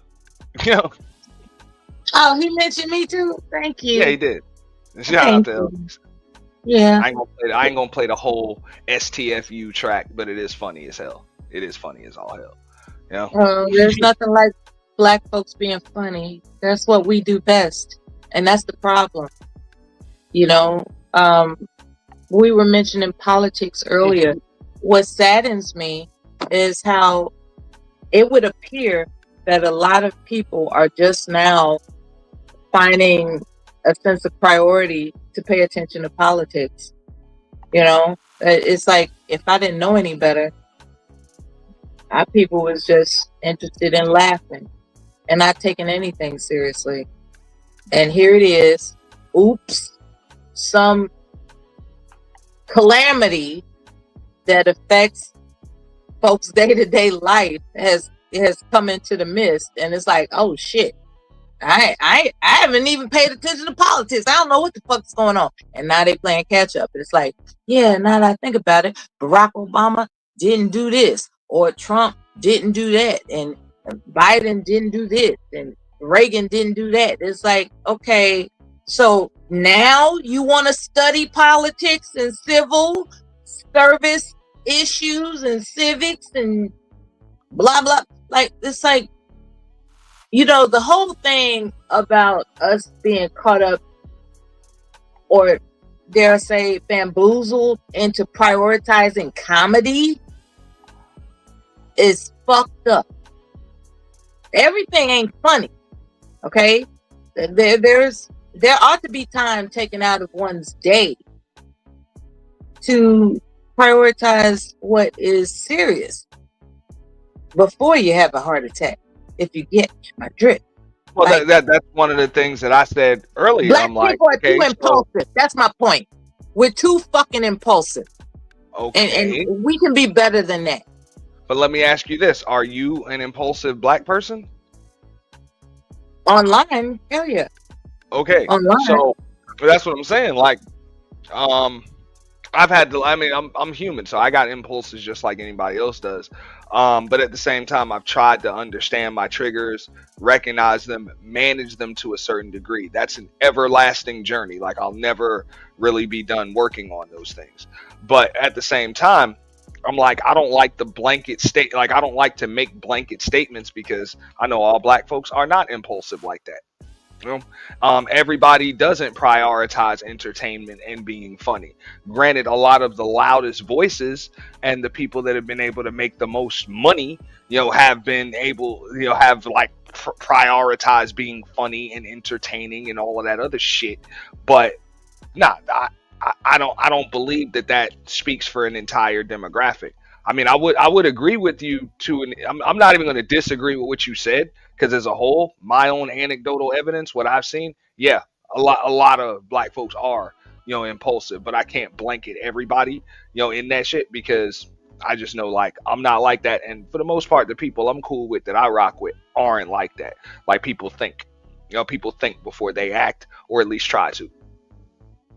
You know, and those people that are impulsive are usually going to be pretty uncomfortable around people like me. So I try to approach people on an individual basis. And that's why, like, the whole pro-black thing, like, that's cool in concept. But I already know it's just too many black folks that I ain't fucking with. Like, I wouldn't fuck with them under any circumstances. I don't want them I anywhere don't near me. mind making blatant statements. I don't want to live near the motherfuckers. I won't do business with them because I can't do business with them. And don't get me wrong, it's white folks like that too. I refuse. So I'm like, I try to deal with people on a individual basis because it's just some people I don't fuck Well, with. that's intelligence. And if I just look at your skin tone, I'm gonna end up in some fucked up places. You know what I'm saying? In life, I'd rather look at your substance and who you are. You know what I'm saying? I would rather. That's intelligence. That's the difference. There's intelligence, and then there's impulsivity. How does I'm like that's not even how you establish a culture. You know, that's how you establish a cult is by, you know, by pretty much grouping people together just based on just external shit that they had no control over in the first place. You have no control over, what your skin complexion is when you're born, or any of that shit. You have no control over what your gender is when you're born. Now, I know some people are going to argue with me on that. I'm not even having that conversation today. But you have no control over that. So if I'm going to bond with people just based on external bullshit that they had no control over, that means I'm going to totally overlook their substance, which I think is the most important part of somebody. And that's the point you were making about reciprocity. It's about this, in my humble opinion, discovering the character of an individual. And a lot of people want to use the tactic of isolation.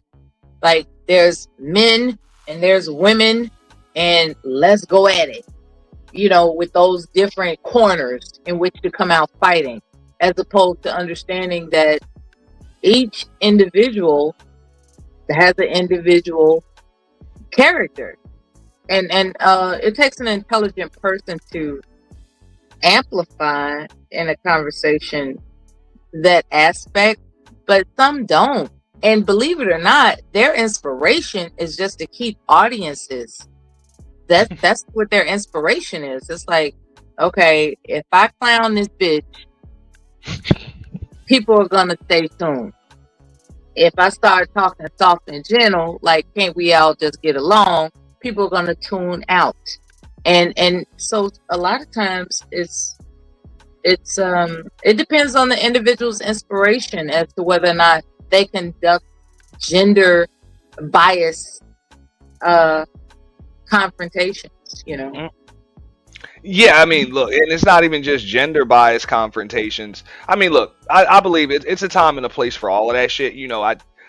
I do all types of shit, and I've done all types of shit on here that's kind of been predicated on confrontation. You know what I'm saying? People kind of going at it and yelling at each other, cussing each other out, getting their shit off. I just feel like it's a time and a place for it. I'm not gonna do it every day because I don't think that that's healthy. But from time to time, there should be a time for fun, and just joking and shit like that. I try to plan it and do it in a way where that shit doesn't spill into tomorrow. You know, like it doesn't spill into And the next. that's balance. And like I say, I try. I know sometimes that shit does spill into the next day, but I try. Because I feel like just like any other party, it's like, yo, we throw a party, you have fun while you're there, and then when the shit's over, everybody get the fuck out and go home. It's time to clean up. Being balanced is really important. My friend, not the male veteran, but another female, she had mentioned, like I said, she was crying on my shoulder and shit. How, like, having all this money, okay, it's supposed to be a good thing on a surface level, but her desires as a person aren't being met. She let being a mother fall by the wayside. She, that was her chief complaint. She was like, I gave up the opportunity to, be a mother.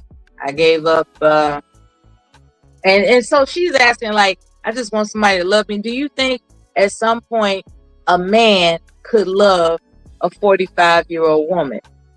And I said, that's a damn good question. What I will tell you is that, and I want you to confront me, Auntie, sincerely, with this response that I gave her. I said, that's a good question. Men prefer young women. You are no longer considered young. You look good, but you're no longer considered young. So in order to get a man to really see things your way, because she's a very assertive, she's not taking no shit. Okay, she's not a successful business owner for nothing. She's not taking no shit. So she needs someone that's compatible with her. And I said it's less likely to happen because of your age. Most men are not going to put up with your personality. You're very assertive, outspoken, and most men look at that as being aggressive. And what a man doesn't want is a challenge from someone that's going to be his partner. I'm not his partner, his woman, right? A man doesn't want a woman to challenge him. This is what I was telling her. Do you think that's wrong or right? Do you believe that it's in a man's nature to not want a woman that challenges him? You being an intolerant person yourself. Well, no, but I would respectfully disagree. And this is anecdotal. This is on me. Now, granted, there are a lot of men that don't want that. You're absolutely right. Me personally, I wouldn't prefer a woman too much younger than me. You know, I wouldn't. Um, that's just me. I would prefer maturity. You know, out of a woman, and I know more often than not, that's going to come with age and experience. Most women who are mature You gotta will let me finish. challenge. Oh, go ahead. Nah, and that's what I'm saying. I also don't have a problem with being challenged. I prefer it. But I do have a problem with being combated. You know, nothing wrong with being challenged. That's why I like, playing. I like games. You see the backdrop and everything, like Monopoly and shit like that. And I use a lot of poker analogies and just like I use games and sports and shit as analogies. Like I prefer a challenge because I believe that your brain, your heart is just like any other muscle on your body. You gotta work it out. So, in order to be able to get stronger with anything, you do have to be challenged. So I don't mind a woman that's going to challenge me, but I do have a woman that's going to be combative. And try. I have a problem with a woman that's going to be combative and always try to quote unquote put me in my place. No, that Yeah, I will not allow. I'm not a child. And I don't want a woman that I have to treat like a child. That's that's a like good. for real. I'm not trying to be your father. But don't try to be my mother neither. This is why Yeah, I moved out of my mother's house. I don't live with my mother because I don't need a mommy. I don't want a woman to mommy me. So if you're always trying to jockey for position and make yourself the head, like that naturally makes us combative. Now, me, I shouldn't have to make myself the head. If you have respect for me, as a man, you'll appreciate and you'll embrace, my leadership and my advice and my knowledge and mhm, my expertise. I shouldn't have to force it on you. If I gotta force it on you, I really don't. I don't want you. yeah. Her thing is regarding that average at best situation where more likely than not she has a revenue that that's above uh, men that she's attracted to, and that makes her sad. It's like the men that I'm attracted to just aren't carrying the same monetary weight that I can, and she's really sad about that. She's just like, what chances do I have? Even though she's exceptionally attractive. But even if I can go back to what you said as far as that example that you stated, I don't. Okay, so I don't think, like you said, it's because she's an older woman. I don't think it's because she's an older woman, and I don't think it's because of a business owner that she's a business owner. I think it's just a mentality because I deal with business owners for a living on a consistent basis, fucking daily, and different business owners have different styles of running their fucking business. Yeah, absolutely. I think she wants a yes man that happens to have the same To with amount their of to money deal with that their she. crew. Yeah, Yeah, and it's just like that's yeah. not I gonna mean, happen. I think That's not yeah, gonna I happen. think it's just I'm not gonna equate somebody's like her personality characteristics. I'm not gonna equate that to her age or even the fact that she's a business owner. I've worked with and dealt with many women on multiple levels that are business owners. They're a little older, whatever the case may be, and they're not just, excuse my French, but they're not just evil, mean bitches. Let's just keep it real. Like that's no excuse to be an evil, mean bitch. That's just who the fuck you are. That's who you are. Just like me as a man or whatever. But what's the likelihood of a man being attracted to that though?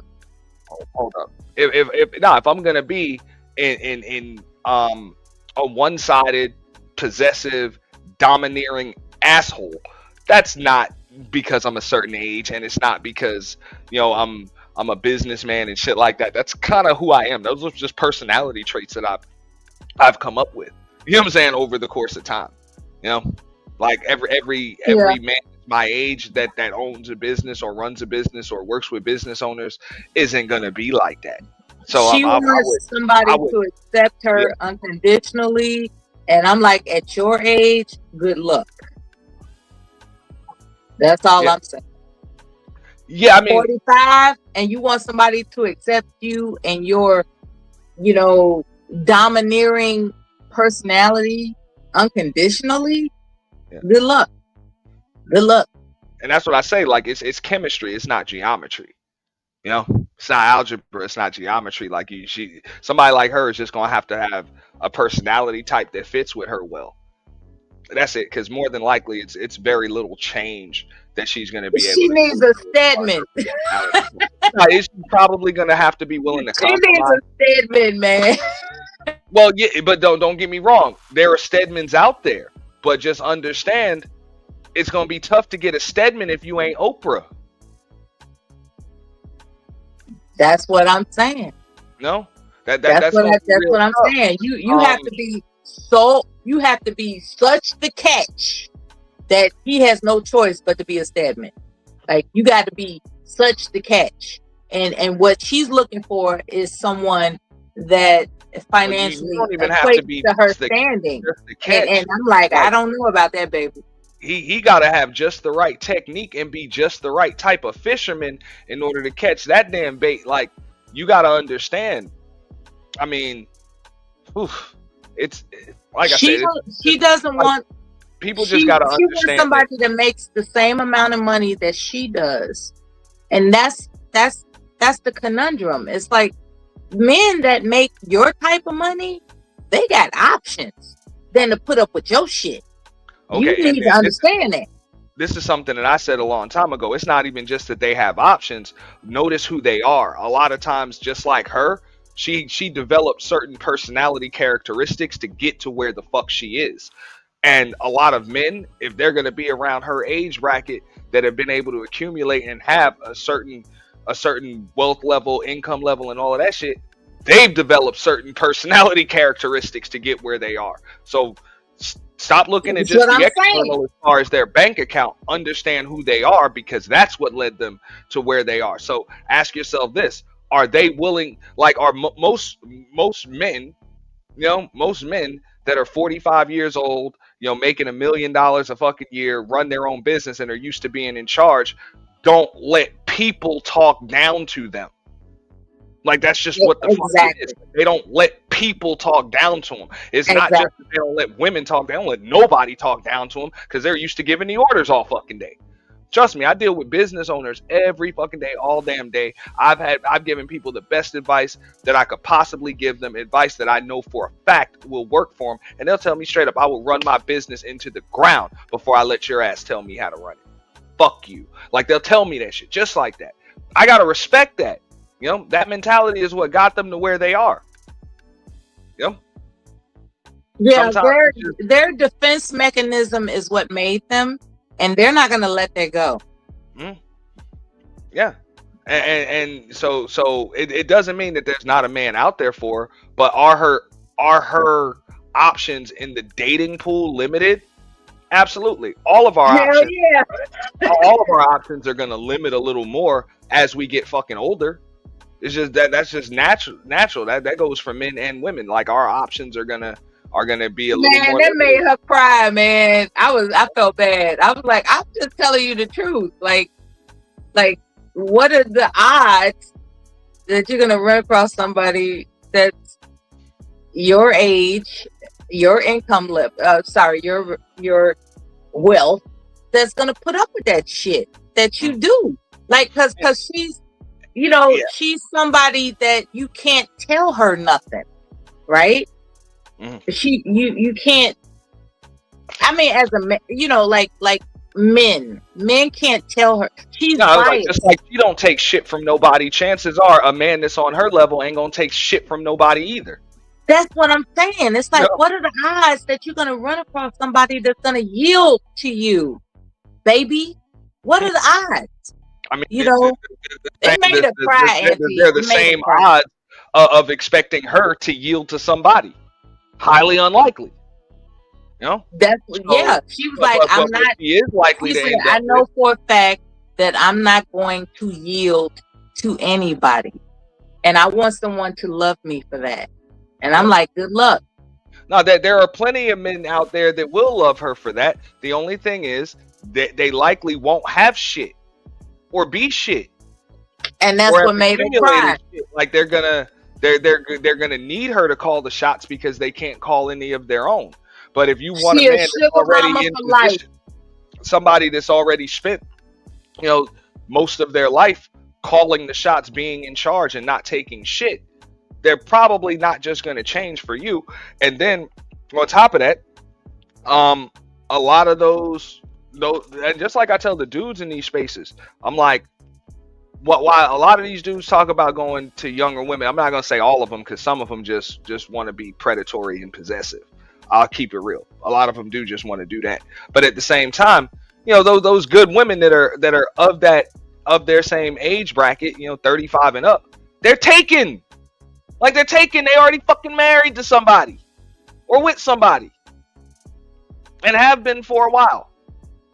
Like, cause you don't just like, come on, the options get a little lower. It's just like what was that? I think it was like a CarMax commercial or something. You want a car that's got X amount of miles on it. You know what I'm saying? It has working AC. That you know what I'm saying? It's a sports car. You know what I'm saying? And it's red and all of that shit. Like the options just keep getting limited every time you put these filters on it. You know, every time you keep putting these filters on it, boom, boom, boom, and eventually you narrow it down to just one. Like eventually you're gonna narrow it down to one. So you want somebody that checks all of these boxes, and they have to be available. Like they can't be taken already. They actually have to be available.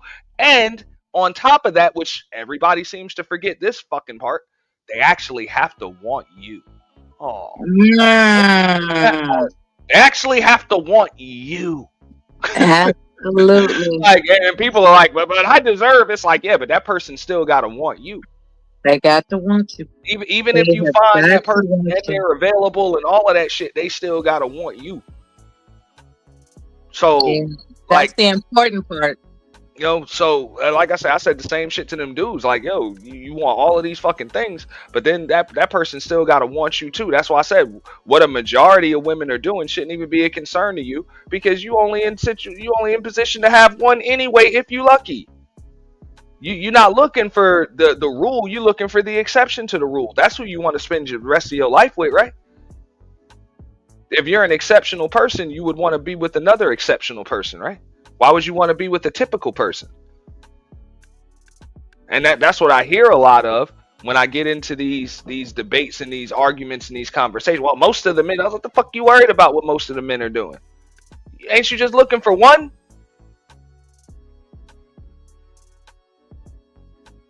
And that one is supposed to be nothing like the rest of them. But the thing is, I think what a lot of people want is they want everybody to be what they want, and it's never good. They It's never want like that. reciprocity. Yeah, Mhm. It's just not gonna work like that. And just like your homegirl, which you mentioned earlier, like that's gonna be tough. That's gonna be extremely tough. But I mean, it's fucked up when people think she's like, oh, I want a man that makes a certain amount of money. It's like that's bullshit. That come on, that's just bullshit. If you're a good person, I don't see why you're not just entitled to somebody else that's good. That's it. Like if I'm a good man, I'm only thing I'm entitled to is a good woman. I'm not entitled to a woman that has certain measurements or is a certain age in a certain age bracket, or I'm not entitled to shit. You know, if I'm a good man, it would be nice if I have a good woman, but if I'm not willing to settle for shit, there's a chance I might end up alone. But I have to be willing to fucking be alone in order to even have room for that good woman when she comes around. Yeah, a lot of people miss that part. It's like first you have to be cool with yourself to welcome someone else. You gotta be available. Like you got to be available, which means I mean, come on, like you. That's why I said, you know, I hear from a lot of these dudes. You know, they talk about their ideal, ideal woman and everything, and they'll literally describe an Instagram model or an OnlyFans model or something that happens to have housewife qualities and shit like that, finer than a motherfucker. You know what I'm saying? Long ass, natural hair down her damn back. You know. And no extra curvature, none of that, none of that. She just got to be fine in the motherfucking, no kids, everything, be able to cook, and she never argues and all of that shit. It's like, bro, and on top of that, you want her to want you, like it's like you're probably not going to get that shit, man. But I wish you the best of luck. And the same thing when I hear women just describe their ideal man. It's like, you just described somebody's husband. So like that's somebody's husband off already. Like, for real. And that's what I hear from a lot of the women. I'm like, when they describe their ideal, they really somebody else's house. Because I'm like, even when they describe, well, I want a man that's like my grandfather. I was like, your grandfather was your grandmother's husband. Like, you always describing somebody else's man as your ideal man. Somebody else's man is not available.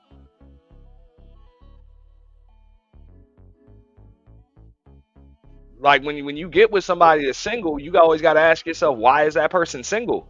There's usually a reason for that shit. That part. Part. So there's gonna have to be some kind of compromise. People go, what up, Trust? I see Toya in the building. What up, Trust? But yeah, I mean, people gonna have. That's why there's got to be some kind of compromise. Understand? People gonna come with emotional baggage. Some people gonna come with literal physical baggage. Like, people gonna have debt. People gonna have kids. You know what I'm saying? People might have baby mama, baby daddy fucking issues. Childhood trauma they need to get over. A job they hate, they complain a lot, a tone that might not rub you the right way. They might have fucked up communication skills. Like, there's a lot, like, people are human fucking beings. They're gonna have flaws. But you talk about you want somebody that has no fucking flaws. They gotta want you, and they gotta make $500,000 a year.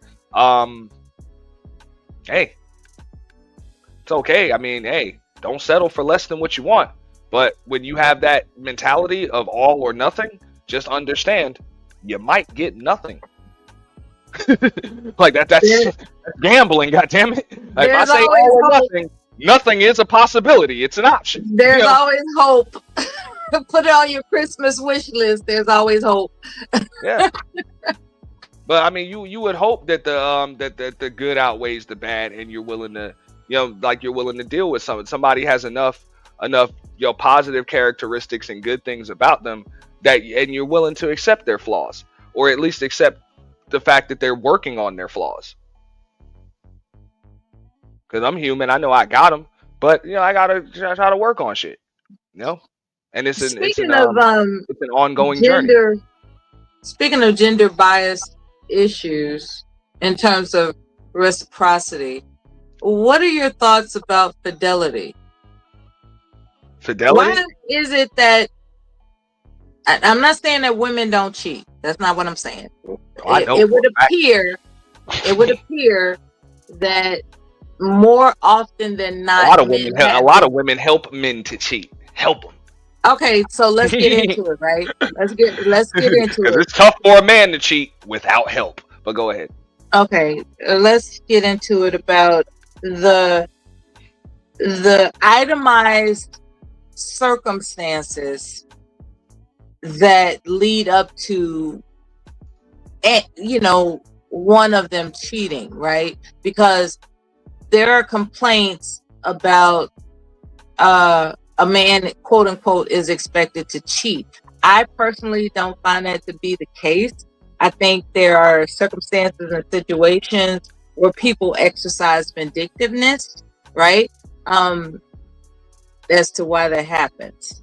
It's I think it's an exercise in vindictiveness, regardless of who it is, be it man or woman. I think it's an exercise when it comes, because once you commit to somebody and then you flip around and step outside of that relationship, being intimate with somebody else, I think it's the basis is vindictiveness. And what my question is, what are the itemized circumstances that would invoke a sense of vindictiveness? Well, I mean, there's a. I mean, okay, so I mean, vindictiveness can be a reason why some people cheat. There can be a bunch of different reasons why people cheat. You know, that's why I say people. It's not a man thing. It's not a woman thing. Some people just. I think in most cases, people just want to have their cake and eat it too. Like it is what it is. Um, you know, I've people are. been told it's selfishness. Um, But there well there's it can be, you know, because when you say vindictive, that's more of like just a vengeful thing. You want to get somebody back or whatever. Um, I mean she that didn't could make be those pancakes the way I wanted to, or he didn't buy me this Gucci purse. So, next thing you know, they cheating on each other. yeah. That's I mean vindictive. yeah. I mean that shit can happen. People can go elsewhere and get what the fuck they want elsewhere. You know, the one thing that that another person doesn't have, they might feel like they can get it elsewhere. And other But people what just about want more. those Some sneaky people just MFers want that's more than what the fuck they have. what about those sneaky MFers that's on that he'll never know or she'll never know type of shit? What about those personality types? I think that you should be able to spot the red flags of that character trait before you commit to them. If you spot somebody that has this, what you don't know won't hurt you type of trait, like you should be able to spot that shit. There are people out there that demonstrate to those who become a love interest, like that they're sneaky. That's just who they are. They're just sneaky ass persons. And I'm not sure what to tell people as to how to identify who's sneaky, like at their core. Like that's their nature. You can't change it. That's Well, what they're I gonna even do like till they die. this concept right here. Like whatever mindset you have is the energy that you give off and the people that you'll attract. So usually sneaky people will attract sneaky people. Like that's what the fuck it is. Or you know, sometimes it's even balanced. Like um somebody that's forever prying, spying, controlling, you can end up attracting a very, very very sneaky people, because that's what you seek out subconsciously, because you like to be controlling. So people are just naturally gonna fucking sneak around you, like they're gonna be Oh, around you. So if you're one of those people that you know act as if you know everything and you're the smartest person in every single room, a lot of that can invoke an impulsive response from people that makes them want to prove that you're not as smart as you fucking think you are. So they're gonna now get one over on you. that's Like, I ace mean, right it's there. That's ace. chemistry. That's a very accurate account as to how some people think out here. Yeah. So I mean, like like I said, it's a bunch of different things, and a lot of people cheat out of fucking boredom, because relationships can be monotonous and it can be just the same shit, a lot of the same shit every day. So people be wanting something new. People want to bring excitement back into their relation or into their lives. um That reminds me of a movie. I know black people reference movies all the time, but really everybody reference movies every once in a while. But it reminds me what you just said. It reminds me of a movie, Crazy something love or whatever. Basically, in the movie, the wife cheated on her husband, and she didn't understand why. She regretted it. She didn't understand why. And it was just this whole thing in the movie about how they met as virgins in high school, got pregnant. She got pregnant at 18. They got married, and they had been together for what, I guess 25 years. And she just was going through whatever the hell she was going through, and she cheated on her husband with the guy she worked with. And it got to her so bad that she wanted a divorce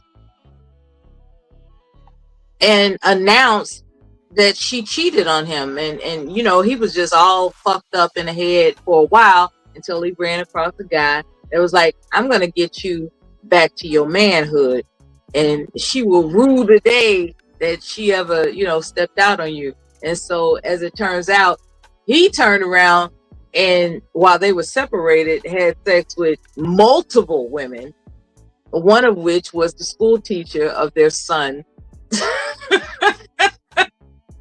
And when it came to the parent teachers meeting about their son's behavior in the classroom, that's when it was confronted in the movie that like he was somebody that she screwed, and she was trying to restrain herself from announcing that to the spouse that he was separated from. I'm trying to remember the name of that damn movie. It was hilarious. It's Crazy Sexy Love or some shit like that. Look, like I say, different people do. It was a hilarious movie. If anybody want to laugh, watch that movie. That seems like some spiteful, vindictive shit. I mean, whatever. That was the trick bag. He became spiteful after she cheated on him, but she didn't cheat. How can I put this? It would appear that her cheating was emotional and his cheating was vindictive. But I guess I gotta look at it through a different lens, because she wouldn't have cheated if it wasn't for being vindictive in the first place. She was vindictive about the fact that they lost excitement in their relationship. So, like that's vindictive too, right? So not necessarily. They lost excitement. And instead of her going through, the necessary steps to try to bring some excitement back into the relationship, and going through those steps with her husband, she decided to go elsewhere. That's where the cheating comes into play. So, I mean, it helps. It happens. It happens. But whatever. Like I say, different people cheat for different reasons. They cheat for different reasons. It's tough. It's tough. I speak from experience. It's tough when every time you try to mention whatever gripe you have or whatever issues in a relationship, somebody's always either turning it around on you or telling you that you're basically they invalidate what it is that you're going through. So that shit can be extremely tough. So a lot of times people just like, fuck it, I'll just bypass the bullshit and I'll just go around you. I'll step out. And like I said, I'm always gonna say people, because and then women both do this shit for different fucking reasons, man. It is what it is. And I think I don't know if it was Bridget in the chat, somebody mentioned some people are like, fuck it, I'll just cheat first before this motherfucker cheats. Like wait a minute, preemptive cheating. Yeah, that's terrible. Preemptive. I've seen that before. I'm gonna cheat on you before you cheat on me. People may have gone through shit in their past, or a lot of people have not been privy to healthy relationships like that, so they don't know what else to do. Like you're right about that, Anthony. They might have grown up seeing dad always cheat on mom, or mom always had a side dude, or whatever. The aunties always had a side dude, or never had a healthy relationship. The brothers didn't have healthy relationships. They always had random ones coming in and out. And then when they ended up getting with somebody, they either got cheated on or this is like just normal. This, a dysfunctional relationship is just normalized to a lot of people. And a lot of people are not comfortable without dysfunction. They don't feel as though if there's no toxicity, if there's nothing to argue about, there is no relationship.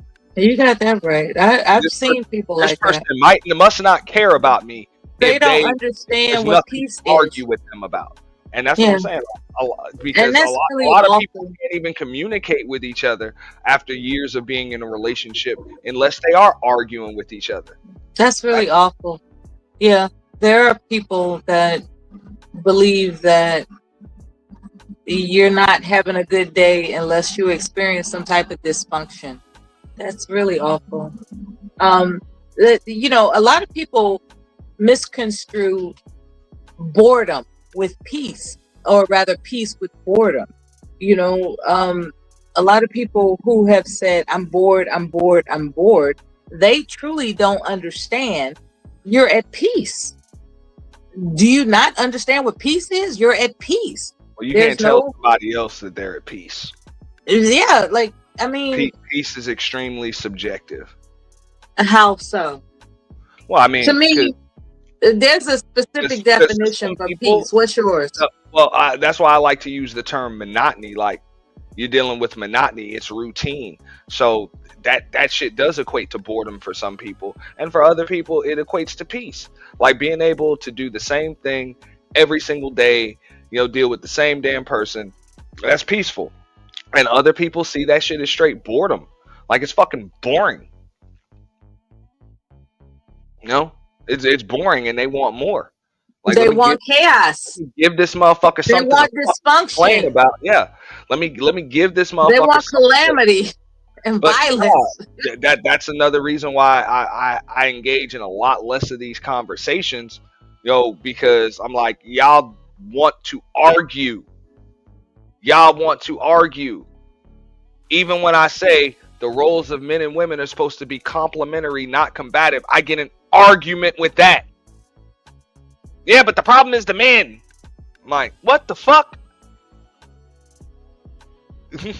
Like, it's and that's a you're perfectly determined to argue, yeah, and that's awful. That's and just no wonder awful. you sit on the fucking internet all day arguing with no fucking man. And Well, it's not because there's a problem with men. this is It's where you get because don't pushback. nobody wants your argumentative, annoying ass. This is where you get pushback. And I would say the same thing about these niggas that do the same shit. Go ahead. Thank you. Okay, you got it. I just wanted you to acknowledge. You gotta let me land. None of that. None of what I'm saying is gender specific. It's just when in these gender warring spaces, I'll usually get more pushback from women on these panels and in chats and shit. I noticed that your inflection and your amplification was more into the female gender than the male gender. Yeah. Do you notice that about yourself? I'm of course, because I'm a heterosexual man, and don't nobody want to be with your lonely female ass. Yeah, but here it's like an annoying fucking it's like, what's up with the inflection? Yeah, no, well, a woman speaking on relationships and shit from a extremely delusional, one-sided perspective is just more annoying than a man. I don't give a fuck what these niggas have to say. Like, I really don't. And I don't deal with men. Give a fuck.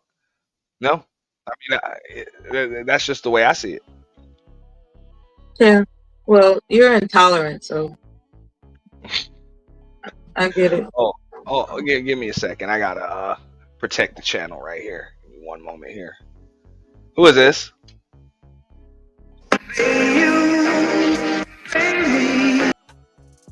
Goodbye.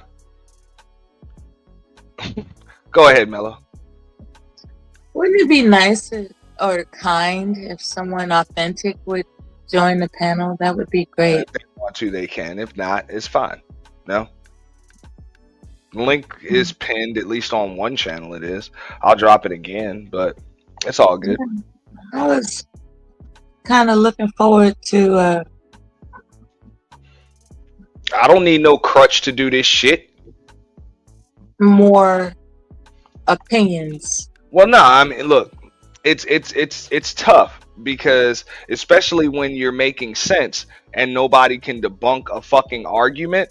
Ain't nobody trying to state their damn opinion, and nobody wants to lose or even talk about things from a balanced perspective. You have to be able to have a cult-like mentality in these fucking spaces, and you got to be able to demonize the other side. If you can't do that, you are the fucking enemy.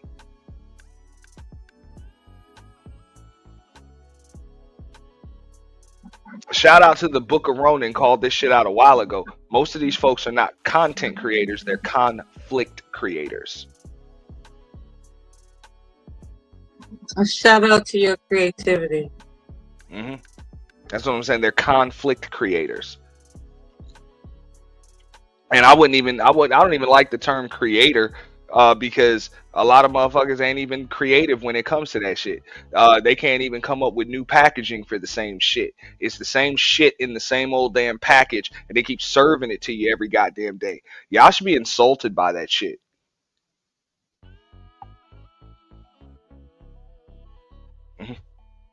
For real.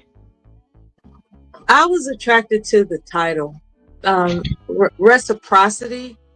That struck a nerve with me because people who walk the face of the Like, earth, at least fucking try. Damn. people who Go ahead. walk the face of the earth would love reciprocity. They would really, really appreciate that. The hell And up out so, of here. Nah, I gotta disagree with you, Mella. Most people will lose their shit if reciprocity actually existed, because that means the same shit. how? No, because that means that the same shit that most people put out into the atmosphere is gonna come right back to them. They don't want that shit under no circumstances. Most people can't deal with the shit that they throw out. They can't. They lose their shit. Then how about not throw some shit out there in the first place? How about that? If most people were treated the same way that they treat other people, they would lose their shit. How about not throw shit out there in the first place? How about that? Is that a foreign concept? You do you, I do me, in respect towards one another. Like, what the fuck? What's wrong with respect? You give respect, you get respect. And I was That's also a simple told formula. that I am the type of man that women should run from. The term was that I'm a chronic gaslighter, and I can drive a woman crazy. So I am the type of man that you should run from. And you know what? I would respectfully agree. If I am not your cup of tea, please get the fuck from around me. I do, yeah, I would agree with that. I would appreciate it. Don't try to make a fish climb a tree. I'm a fish. All I know how to do is swim. Don't make a fish Real climb a shit. tree. All I know how to do is swim. Don't, you know what I'm saying? If you know that I am a crazy motherfucker that will likely, well, I'm probably not capable of driving somebody insane, because chances are you're already insane. All I did was shine a light on your ass and put a mirror in front of you. That's it. I don't think it's possible to drive somebody or bring somebody someplace where they already are. I don't think a woman can make me go crazy. But she can illuminate some of my crazy tendencies. She can help. Without a doubt. You know? But not for real. I would prefer that somebody get the fuck from around me. You're not supposed, like, everybody is not supposed to be comfortable around me, especially in a relationship setting or atmosphere. Like, for real. Like, think about it. Okay, as a woman, Mella, do you want the type of man who every woman is comfortable around him? And when I say comfortable, I don't mean like like like fearful or any of that shit. I mean, like comfortable like you are around him, I'll say this. like a relationship or dating type I space. was gonna say this. Mm. Okay. Um, I'm gonna bring up the example of Barack Obama, right? Um, what it would appear Michelle had to endure emotionally, knowing that every woman wanted her man, had to have made her uncomfortable on some level. So, would I be willing to endure that? Um, it actually depends on our bond. If I am all in with our bond, what everybody else does in terms of their attraction toward him doesn't matter. So that would be my response. It Whatever. depends on I'm our like this. bond.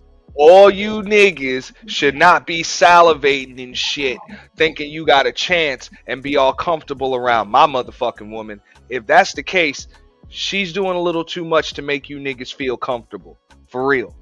That's Because not cool though. my That's woman not shouldn't even cool. be giving you motherfuckers a second look. She should be Auntie, that's not cool, man. cussing you motherfuckers out as She soon as can't these help. niggas She overstep cannot their help it if goddamn she's boundaries. alluring. You know Well, no, what?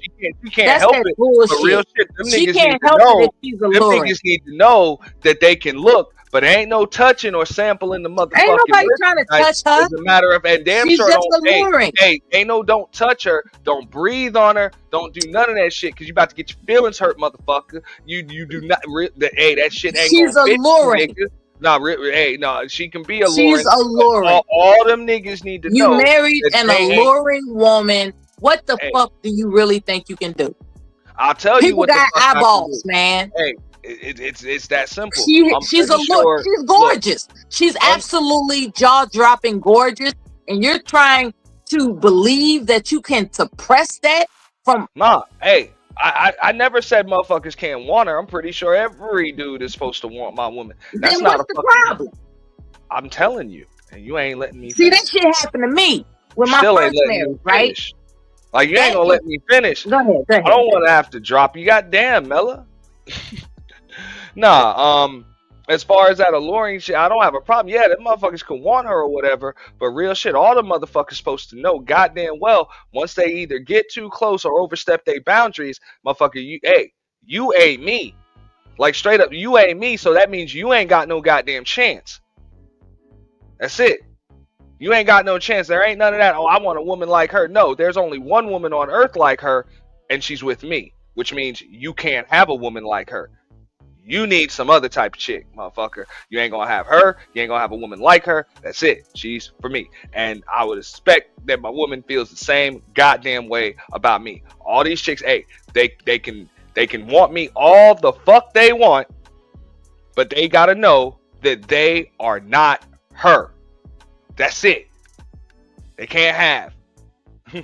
They can't have. Don't get too close to the fucking merchandise. Don't even breathe on it, goddammit.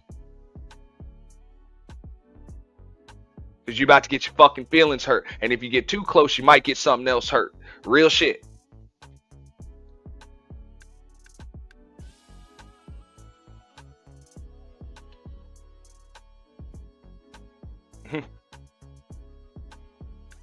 See, even Annie agrees with me. You're on mute, Mella. I'm fully aware that I'm on mute. What's up, Letitia McGee? And shout out to everybody in the chat. I see Trust, West Side Rider. I saw Dollar Washer up in here earlier. You know, Irby still in the building too. I'm saying appreciate all of y'all. Happy Wednesday, It's happy what everybody. Wednesday. That's what I'm gonna start titling this shit. I Happy might what? tonight. Because I'm gonna do something tonight, Happy Witness and Day? I'm gonna call it what the fuck Wednesday, because I haven't seen anybody You do that. would be, you know what? You know, WTF Wednesday. what the fuck Wednesday? Like That's, seriously, fuck. Like really? Like how about really? what the fun? How about what the fun Wednesday? What the French toast? What? I said fun. What the fun? You know what? I ran across a French toast recipe and I thought about you.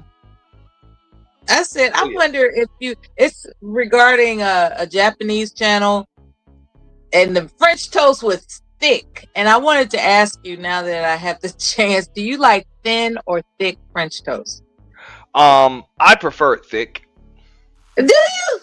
Like Texas toast size thick? Yeah. Okay. Yeah, Because that way I a lot don't of need hood like chicks, I don't they need like pull out the 5 or Wonder 6 Bread slices. and try to make it happen. Fuck out of here. That Wonder Bread and shit. That shit'll Guys, that's fucking some bullshit. that shit'll dissolve in the batter. Real shit.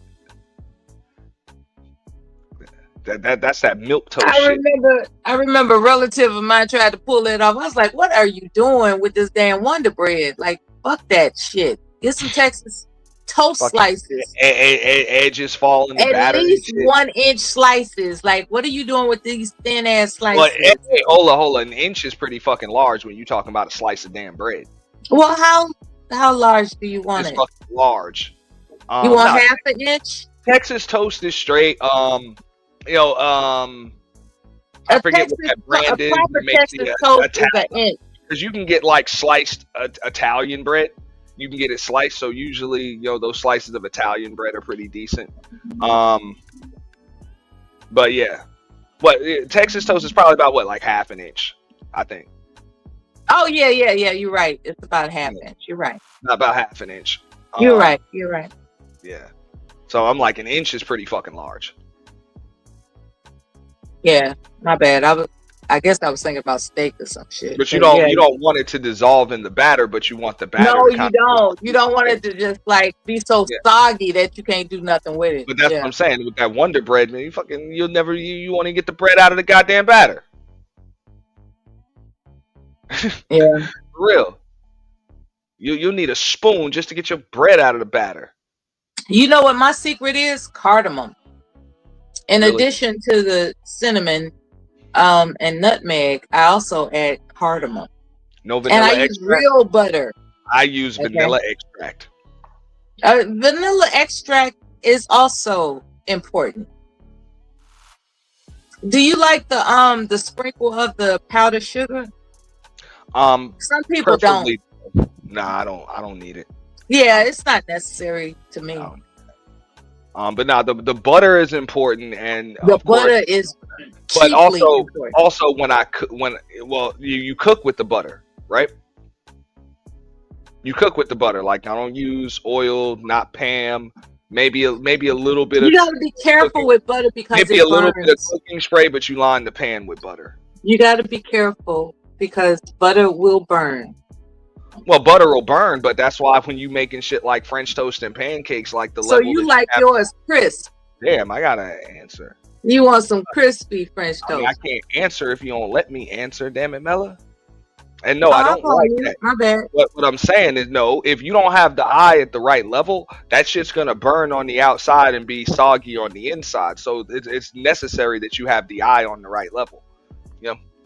So it really depends on whatever stove or type of skillet griddle that you're using for it. Mhm. That's So really let it. me ask And you you this. got to make sure you have it on the right level. That's actually a big deal because you want your shit to cook inside and out. Are you into hash browns? Yes and no. Yes and no. It depends. And what's that like? How should the hash browns look, or you just accept it because it's potato? Mm. I mean, I don't. Okay, so when it comes to like French toast and shit like that, I don't necessarily need hash browns with like French toast or something, because that's just like that's like a lot of extra carbs on the plate.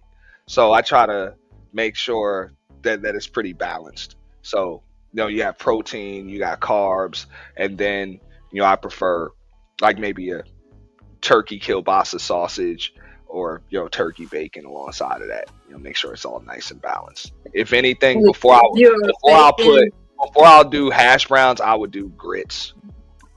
Oh, grits and hash browns. Yeah, with a meal like that, like I would do one other. It would either be hash browns or grits, not But yeah, both. I rarely make hash browns with my French toast. I can understand Just grits. because that's a lot of carbs on the plate. Yeah, I don't. I'm not a fan of grains. So I notice women when they're in a commitment with a man who has a different idea of, let's say, plate satisfaction than her. She's making two different meals. She's making whatever it is she eats that's comfortable and agreeable for herself. And then she's making a meal that her man desires. Do you think that's fair? Yeah. What's wrong with that? I mean, look, I had this conversation on Bearded Conversations. Like, I'm usually going to be the one doing breakfast in a relationship. Like, that's just the way it is. I'm going to do breakfast. So I mean, as far as like lunch, dinner, the special occasion stuff, she'll probably be doing that. But I prefer to be the motherfucker handling breakfast more often than not. That's going to be me. Who should do the cleanup? Well, I mean, you should be cleaning up as you go along. Fuck all that. No. Cooking, you clean up as you go along. No. Everybody is not that type of expert in the kitchen. There are some people that just cook, and that's what they do. So you have a partner in life who enjoys your cooking, but guess what? They don't clean as they go. Are you gonna clean up after them? No. That's a habit. We're gonna have to break that shit. We're gonna have to break that shit. Well, I'm with you. I'm with you because I clean as I go. The problem is I'm down with compromise, but all of that leaving the kitchen a mess and shit. No, it doesn't have to be left a mess. Whoever enjoyed my cooking is gonna clean it the fuck up. No, that's bullshit. What the deal is. As you go along. I mean, you should be cleaning as you go along. See, why am I feeding you if I'm doing all the work? No, if you're not cleaning as you go along, that means you're cooking in a mess. Why am I feeding you? I don't want shit that you're. I don't. Then you don't eat. You're cooking in a messy kitchen. Then you don't fucking eat. I damn sure I don't want your order food. Out. You're cooking in a messy I hope you kitchen. Enjoy your Grubhub order. Ain't no Grubhub. I'll cook for my goddamn self. I ain't going fucking. Then clean as you go and let that be it. You damn right. That's the way it's gonna be. That's the way it's gonna fucking be. But I'm not eating shit in the messy ass kitchen. Those man, fuck that. Those be the type of people don't know how to clean their pots, all of that shit. And today's meal tastes like yesterday's meal, tastes like last week. Just fuck up out of here. Nah, man. Hell no. Nah. I've had chef training, and I'm basically a dream when it comes to that stuff. However, I do understand, like I have a niece that's a police officer, and she adamantly believes that if she cooks, he should clean. Period. Like I like the way Dub said. He said, no, it means that you paying attention to the food. Damn right. Well, that's her thing. She's just and I was trying to explain it to her about it being a character issue and a skill development issue, and she wasn't trying to hear it. Her philosophy is, I cook, he clean. Period. That's her philosophy, and I can't change her mind about it. And I tried. In that case, I would have to say this: if I gotta clean and you're cooking, in that case, you can't be one of those chicks that refuse to allow me in the kitchen while you're cooking. That's it. No, she cool with that. She was like, he can be cleaning up after my cooking. Be cleaning up as we go along. Yeah, she's cool with that. I tried to establish the specifics. Like, are you saying that once, that he's in the kitchen at the same time you are, and that's cool, that he's cleaning up? That's fine. I'm just saying, you're not gonna. You're not gonna always be leaving a sink full of fucking dishes and nasty ass fucking cruddy ass fucking pots and shit, and then talk about yeah, clean all this shit up. No, she's not talking about being unfair. She's talking about collaboration. No, that's fine. I'll have to be in there Yeah, with you. collaboration. No, She was, that's not a problem. But under yeah, like we always be cleaning as we go along. Fuck out of here with that bullshit for real. Cause yeah, and that's the partnership effect. It's like we are both preparing a meal. I'm going to prepare it, and you clean up as we go. That's her thing. It works for them. hey, like I said, so it's a way to go about that shit. It's a Then you got some people out here that just want to sit at the table and wait to be served. And that was her problem. She was like, you know, what she was saying is that she appreciates that he's not the type of person that's just going to sit at the table and wait for a plate to be served to him. He collaborates with her in the kitchen. His talent is more making sure things are clean as she cooks. And I think that's ideal. I really do. well, I bring somebody up. Hold on. Yo, what's up? What up, y'all? This is actually a good topic. I like it. Let me add a little flavor to it, though. Okay, let me add the scenario. Kind of set a different kind of table to this. So, let's say that you're one of your parents, right? Let's say your mom, because typically it's the mom that knows how to cook, and she cooks bomb meals for you ever since you were a little kid. All this stuff. All of a sudden, she's got Alzheimer's. Now you're sitting there going, hold up. Everyone else that's in this house and is trying to pitch in is looking at it like hot dogs, chili, and rice are the only thing that they want to do.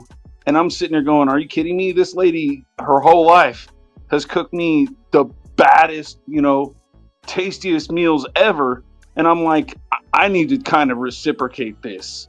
So I'm looking at it going, yeah, I'm going to learn how to cook now. And I'm going to cook the dishes that she's made. I'm going to go in there. But then now I have this dish thing going on. And I'm like, so hold up, bro. Like, you get to make hot dogs, chili, and rice. And you got what? Like, you threw the chili into the microwave. That's one dish into a bowl. And then you got a pot that you made rice with. And then you got hot dogs that you threw on the grill or whatever. You don't have any mess to clean up. Why am I trying to hold up this reciprocation that you're not really understanding because you're not willing to clean any of these dishes? You see what I'm saying? Mm. Now that's understandable. Um, Shout out to Letitia McGee. You know what I'm saying? New member in the building. Please feel free. Use all of them custom emojis down there. We got a bunch of them. Appreciate you, Letitia. Welcome to the With This Shit Sphere. I got to change the name of that tier. You know? We got all that houses, hotels. You know what I'm saying? Go. We got some people's faces down there and shit. You know, everything. You know what I'm saying? Cops, free parking. Use that. Now, as far as that type of reciprocity is concerned, yeah. I don't have a problem with that. You know, for the most part, I'm like, look, man, this is why we got a dishwasher. But there are things that we're not gonna put in the dishwasher. Can't put the pots in the dishwasher. I don't do that. It'll either fuck up your pots or they're not gonna be cleaned properly. So those do need to be washed by hand. I always wash my pots by hand. You know, so I don't have a problem with that. But I believe in just cleaning up as you go along. Yeah, but the cleaning up as you go along, I understand that's how a lot of people like to do it. But okay, so if you have prep, because you're making like a soup or something, right? And it's saying you need this, you need that. And then so you're getting everything ready so that you can just strictly pay attention to the food as you're going. You don't really want, as somebody who's was a relatively new cook, right? For me, it's I ain't trying to go over here and wash this dish right after I used it because it had the cilantro in there and now it's considered dirty, and I'm paying attention to the food. So I might have like 4 or 5 little tiny ramekin cups or something that hold whatever ingredients. I'm paying attention to the food because I would rather pay attention to the quality of the food than trying to go wash some stupid dishes that either I could do later. That's fine. Although that makes it harder on me to actually sit there and go, yeah, I want to pay back what I think I owe. You know what I mean? Like, I don't know. I'm just not happy No, with. I mean, don't get me wrong. If I see that my chick is in there and she's cooking like a motherfucker, what up, most hated bronze? See you, fam. If I see that she's cooking her ass off and she's got prep like that, like you talking about like Thanksgiving, Christmas style dinner or whatever, or just you know what I'm saying like Sunday meal and shit like that, I'm about to go in there and I'm gonna clean out that sink. Like I'm gonna do that. That is what it is because she's busy. You know what I'm saying? She's moving around. She's got a lot of shit going on. You know? Like if we're using the rotisserie, you know what I'm saying? She's got a crock pot going. You know what I'm saying? She's got the oven going. She's got shit on the stove. She's just doing a lot of shit. You know? If she's doing a lot of shit, then yeah, if you need a little help with that, I'm gonna go in there and help that shit. But in the meantime, you should always be cleaning up as you go along. Because all of that just leaving the sink full of dishes, like while we're supposed to be eating and shit, and then after we finish eating, like once I eat, man, I got that itis, man. I'm tired. Real shit. I'm tired. Yeah, like no, I get that. I get that, but it's like it's almost like I don't know, man. There's a little bit of laziness that's going up in there. You know what I'm saying? Like it's okay to leave dishes there. Shit, I left them overnight. I'm like, I don't feel. I get that same thing. I'm like, I just cooked it all. And I want to go sit down. I don't play that shit. Hey, I ain't leaving them shits in over there. Fuck all that. Nah, dog. Them things are in the drain. I'm for real. And worst case scenario, first thing in the morning, we putting them back in the cabinet, but them shits are drying in the drain overnight. Real shit. Hey, I think it just depends on what kind of cook you are. I mean, if I'm sitting here going and cooking like let's say some like beef stroganoff. I can agree with you. If she's put together a meal like that and it required all of that prep and shit, I'm gonna help you out with that. But under no circumstances are you gonna be cooking in a messy kitchen. So no, but the kitchen is clean when it starts, right? You made beef stroganoff, you made mashed potatoes, you made some badass garlic bread, and you put all that together, and then by the end of that, it was clean before, but now it's all kind of fucked up. Excuse my language. But then I'm the type of guy who after dinner's done, I want to sit down. I'm consistently wiping down the countertops. Like, I don't know, maybe this is some shit that I learned from my mother and my grandmother. Like, they didn't even like water beads and shit like that in the damn sink at all. No, that sink gotta stay clear, clean, at all fucking times. So whatever, if you need a little assistance with that shit, I'll come in there and do that. But nah, it's gotta be as clean as possible. I get it, you know what I'm saying? There will be a little bit of mess that's made, but we cleaning that shit right the fuck up. Well, I'm not. After I sit there and I'm tending over this shit going, hey man, I've never really done this before, but I'm gonna watch it. Okay, I see, the onions are in there boiling and whatever, and they're starting to, okay, I see they're getting a little caramelized. Okay, that's done now. You're stressing out on how to exactly get the timings right, all this other stuff. I ain't worried about washing no dishes. I'd rather just let the dishes rot in the sink and get the meal right, because everyone's gonna be pissed if your meal's fucked up. You know what I'm saying? Yeah. And no, the meal's not fucked up, but that's why it's nice to know what you're doing in that damn kitchen, man.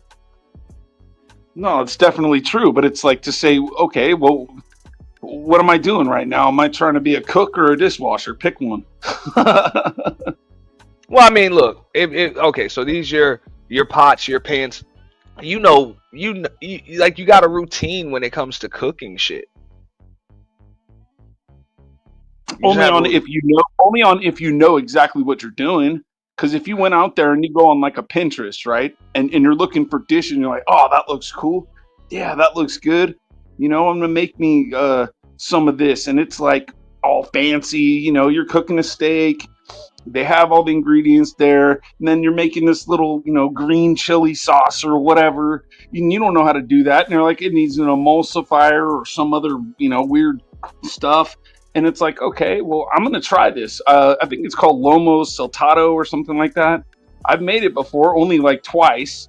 But it's like if you don't know exactly what the dish is, it's you're sitting there almost stressing out a little bit because it's like, okay, I got to get everything right, timings on multiple dishes, make sure everyone's getting hot food. You know what I'm saying? And then to worry about the dishes at that point, it's just like, no, I'm not. Ain't even close. I mean, now we're talking about pots, pans, shit like that. Remember, there's gonna be like dish cleanup and stuff after everybody eats. So, nah, man. Nah. Sorry. I gotta disagree, man. I don't think there's really much of an excuse not to clean up as you go along. And if you need some help, just ask for it. Yeah, I think that the help should kind of be already known because, especially if, Ask for it or let's just accept put it. let's put the cherry on top. I'm also buying all the food, so I'm buying it, I'm cooking it, and I'm cleaning it. Come on, bro. That's you're asking a little much. What are you talking about? Fuck. You're asking a little much. Part of making a fucking meal. Why. And that's part of being a fucking adult. You gotta fucking buy food, cook food, and then you gotta clean the fuck up. You know, and the easiest way to do that shit is to work the cleanup and shit. You know, in the cooking too. I'm just saying, because once I eat, I am not trying to do much cleaning after that. That's okay, but we're not on your schedule, bro. We're on the chef's schedule.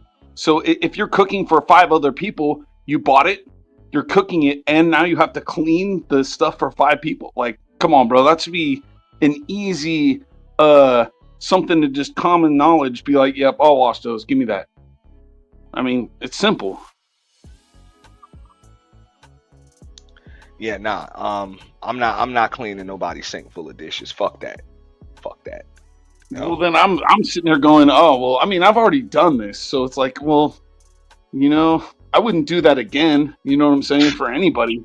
But it's like, okay, well, because at this point, it'd be like living with roommates, right? I'd be like, oh, yeah, you can go. So are you a chef? Chili rice and hot dogs, bro. Yeah, I'm a pretty decent chef. I'm looking at your avatar. Yeah, I'm looking at your avatar. And I don't know if that's, what is that, a cook timer or something? No, that's a smoker. A smoker, okay. So understandable. Yeah. Now the smoker is some shit. That's some shit you got to kind of clean afterwards. I get that. You know, smoker, you don't have to clean nothing, bro. What are you talking about? It all burns off. You don't clean a smoker. You ain't got to clean nothing. You don't have to clean a smoker, dude. A smoker kills everything in there. It's a cook that lasts. You still gotta wipe that bitch down, clean that shit out, and get all that shit up out of there. No, you don't, bro. It's. You want that actually in there. It's like a glaze. The smoke is glazing like the sides of the smoker. I have personally a Weber, I think it's a 22-inch Weber, you know, Smoky Mountain, Weber Smoky Mountain. Yeah, man, you don't clean those at all. You can go ahead and wipe off the grate a little bit, but that's it. You don't got to do nothing else. I don't get sick. I've used it many times. The only thing I haven't smoked pretty much is brisket, but that's expensive. I ain't smoking that. I'm smoking the cheap shit. You just use a smoker over and over and over again and never clean that motherfucker. Because you don't have to. You clean the grill where the meat sits. Yeah. That's what I mean. But you're just taking that's nothing, bro. You just take a little wire brush and brush it off. It's done. And you gotta clean the damn you know what I'm saying, the door, the window and shit. You know, you gotta clean that motherfucker, man. No, there ain't nothing else to clean. It's just, I don't know, whatever. Maybe we have different smokers. It's just gonna cake up and sit there. Yeah, that's exactly like a cast iron pan, right? I'm sure. Yeah, we clean that shit too. No, you gotta clean it, but you don't necessarily have to give it this big full-on scrape down. It's like it's like a pan that's seasoned. You know what I'm saying? Instead of you're taking the soap to it in a big old scrubby, and you just wiped off all the seasoning. People get pissed. You use yesterday's seasoning to season today's meal. I mean, go look it up, bro. If you don't think it makes sense, I know it does because I had my grandma basically yell at me one time. She's like, "You just wiped off all the seasoning." I'm like, "Well, I was, giving it a good scrub, and I noticed the water looked still a little bit dark, and I thought it was still that's dirty, and it's not. It turns out it's not. So." I don't know, man. It's different strokes, different folks. If that's not the way your family did it, you won't understand what I'm saying. You know what I'm saying? But I've never been sick off the food I eat. Because I'm like, hey, maybe I'm a little OCD or some of that other shit. I don't know, but we gonna see this, right? Hold up. All right. So, should you clean a smoker after use? And the answer with the AI overview is yes, you should perform a light clean of your smoker after each use to remove food particles, grease, and ash, which prevents buildup that can lead to mold, rust, and a bad flavor for future cooks. The depth of the clean varies by smoker type, but always scrape off warm residue from racks and drip pans and use aluminum foil to catch drippings for easier disposal. A full deep clean, including scrubbing the interior and removing ash, is typically done less frequently, perhaps after a certain number of cooks or hours of use. Okay, so I'll just put it this way: like, at the beginning of every season, after it stops having such freezing temperatures wherever, right? The beginning of every season, I'm going to do that deep clean for sure. That's what I'm going to do because you're right. There can be some, grime that's building up. So you wipe it down, give it a good wipe down. Then you throw some coals in there and you don't cook anything in it. You just let the coals that you're using there be that heat burn off for anything that you missed on your deep clean. And I will say this though, I've cooked food in my smoker multiple times for neighbors. They're like, that shit was like the best shit I've ever had. So, I mean, I don't know, man. I know grandma was a little OCD, man, but she ain't play that shit, man. Today's meal shouldn't taste shit like yesterday's meal. Fuck out of here, man. That's just caked up, fucking build up. No, I'm not eating that shit. all right. Well, hey, Yeah. man, you're saying you might be OCD, and you might be, but I've never gotten sick off of any of my food. I've always gotten complimented off of anything I'm cooking in my smoker for sure, because that shit's easy as you know what. So, I mean, whatever, man. Well, I mean, it depends on the type of smoker that you have. Now, I understand that this is like the picture that they showed, here. That's a big boy industrial, you know, smoker, right there. But yeah, the tray should definitely be cleaned. It should definitely Yeah, be like cleaned. the spray. Okay, so like I have the Weber Smoky Mountain. It's like let's Mhm. say 3.5 feet tall, right? It's got a long torso, with what would otherwise be considered the top for a normal I mean, grill, you and talking the about bottom. one of them damn tailgate party smokers type shit. Oh no, this one sits. It should sit just at home. It's big. Hmm. It's 22-inch wide and like 3.5 feet tall. You're not really looking to take that out to like a tailgate. I mean, you could, but I mean, I've done that something like that before, but it's not really feasible to do. But that thing, I'm telling you, man, like ain't no cleaning to that really. It's get your deep clean on, and then everything else is gonna burn. It's just sitting in for 10 hours on a cook. Sure, you have a pan, a water pan in there that you fill up with water during the cook, and yeah, you get drippings from the meat that goes in there. Yeah, that stuff can get nasty. That does need to be cleaned, but other than that, it ain't nothing.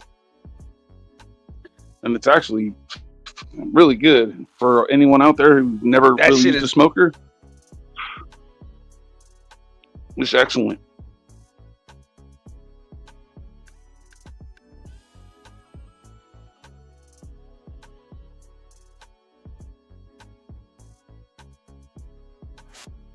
You drop off or? Oh, okay. Yeah, I'm having some technical difficulties, but I think we should be good now. Yeah, I mean one of the things I like to try, and I'm sure anyone who's done the smoker before, this is really really good shit. Go buy some jalapenos, cut them in half, I put don't some think this cream is cheese. A-Dub. This is just Dub. You're not A-Dub. I don't think. No A-dub, no. I think Put I'm some talking cream A-Dub. cheese, mixed with, Yeah. Go ahead. cream cheese mixed with some cheese. Put it back together, wrap it with bacon. Candy, dude, candy. I'm telling you, and the smoke takes maybe an hour and a half. Okay. Really, Now, really good shit. I mean, I guess this is a cool combo to have, topic as far as like just reciprocity and shit like that. So, it's nice. It's nice to have somebody, if you're gonna do the cooking, somebody else at least helps with the cleaning. But I know how, like Annie was saying earlier in the chat, she's not playing that shit. I've dated women like that before too. And my mother was always like that, like, yo, stay out of my fucking kitchen while I'm cooking. Well, that's cool. I mean, if they roll that way, I know my aunt does that. She was like trying to harp on me, like, as you're cooking, you should be cleaning. And I'm like, that's just not the way I do it. I don't know. I'm a Real man. man, you make this auntie, man. She don't play that shit, man. But no, I mean, I get it. If you got the outdoor, like, okay, the outdoor smoker, you know what I'm saying? Like, if you got that big barrel smoker, it doesn't require the same type of cleaning as like the smoker that I use. It's got three grill shelves on it and shit. It's got a fucking door. Like, You you got know what I'm saying? electric? You go electric or is it? Yes. Okay. Mhm. Yes. Mhm. But that shit has to be clean, man. Because like I say, shit cakes up on the fucking door and shit, bro. Yeah. Cakes up on the door. But even like the barrel ones that I see, like with them tailgate party, you gotta scrape that shit off too. Just the grill, man, to be honest. And then, of course, like I said, at the beginning of the season, yeah, it's been sitting in the garage or, covered. And yeah, you can get some mold action going. That's just the way things go. So Now in I'm the talking beginning of about the just season, basic meals in the kitchen and stuff. Nah, man. Nah, there ain't no sink full of dishes. I don't play that shit. yeah, I don't know, bro. I think that if you don't do it, let's just put it this way, and somebody's constantly the one that's doing the cooking on good shit. You're cooking chili beans and rice, and nobody, or hot dogs, chili and rice, and that's a shit meal. Let's face it. You just opened up a can of Denison's with a can opener, dumped 2 cups of water with a cup of rice into a pot, and then stuck some nasty ass hot dogs. And they are nasty, generally speaking. Most of them are on a grill. And you're saying you cooked a good meal? You didn't cook shit. And I consider that like, no wonder why you don't have any dishes. There's nothing you actually cooked. That's a shit meal. I mean, it's a fact. I would agree. Yeah. But It depends on if you're trying to match, right? You're like, yeah, let's have a cook-off, baby. Oh, I got tonight, you got tomorrow night, and then we're just going to keep switching off. And we're going to go, oh, we're doing Italian. Oh, we're doing Mexican. Oh, we're doing American. Oh, we're doing whatever. That's cool. That's a good game to play. But if somebody's always playing I got the hamburger, chili and rice night. Come on, bro. You ain't even cooking the same standards. It's not even close. And well, so that can breed resentment. You make hamburgers properly, cheeseburgers properly, motherfucker. Hey, there's some work involved with that shit, man. I don't know.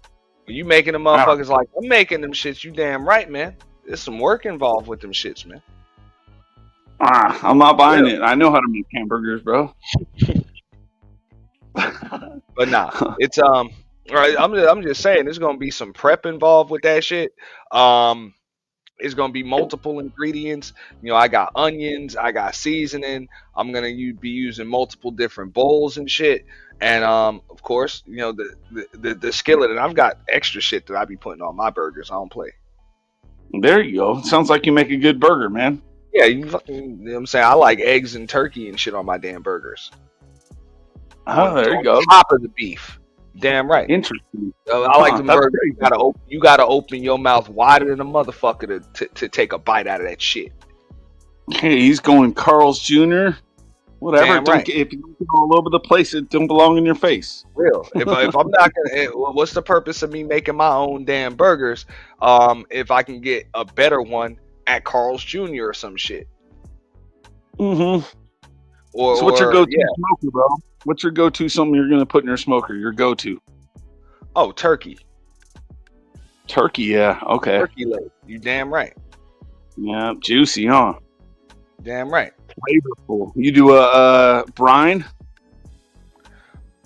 I honestly don't even know what the fuck you're talking about with that. Oh, dude, you got to look up brining. It's I'd say at least 5 times more juicy. If you brine it, yeah, gotta try it, man. Much recommended. Anyways, bro, I'm gonna hop off. Good conversation, though. I appreciate it. No, that's all good. TMKC says she want brisket. There you go. You got action, Dub. Especially if you season them before you cook. No, I think you mean like water burgers or some shit like that. Yeah, man, you don't do that shit. You know, don't do that shit. But back to the original topic. I'll be up here a little longer because the schedule throughout the course of the day is changing shit. But look, as far as reciprocity is concerned, it definitely does bug me out the way people expect to be listened to when they refuse to do any listening. And I get it. In these spaces, this is going to be extremely common for the simple fact that most of these folks are only capable of and used to having one fucking conversation. That's it, which really isn't even a conversation. It's a premeditated fucking debate. So you have to be able to demonize the other side for whatever damn reason, and that's it. If it doesn't turn into an argument, it's really not much of a conversation to a lot of these folks.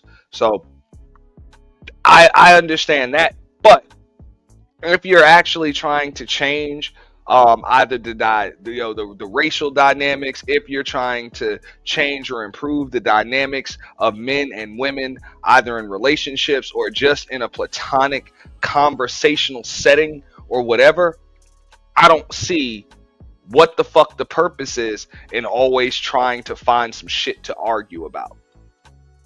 It doesn't make sense. You know? I mean, look, I was taught this shit in sales, probably about 28 years ago. Look, the 3 A's: you answer, you agree, you ask.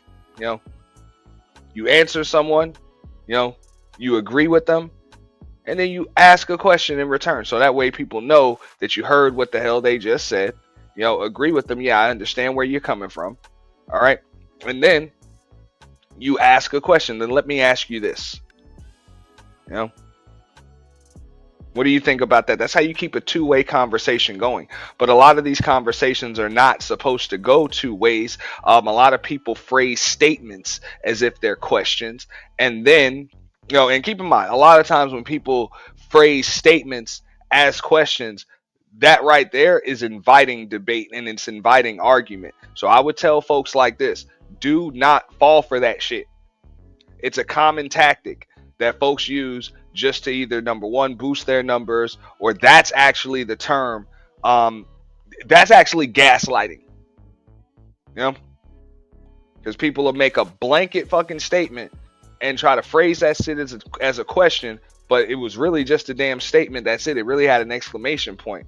And the only way that you can even respond is to disagree. That's it.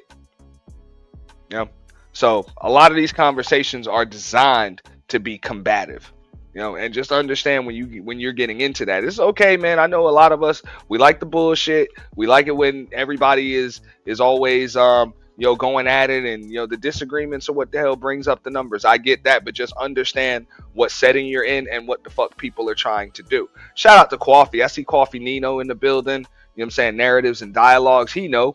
You know what I'm saying? What up, Little Rock? But Coffee, we've been around this motherfucker for years, dog. People be thinking that it be some new shit under the sun. Like, you don't think that we understand these conversations or these debating combative tactics and shit that people use? Like, for real, that shit is insulting at this point when people use the same damn tactics over and over again.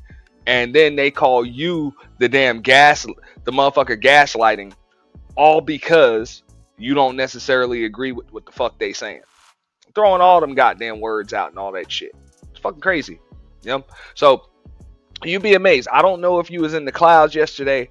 I was actually told yesterday on the Voice of Venus's show that it's easier to talk to a white racist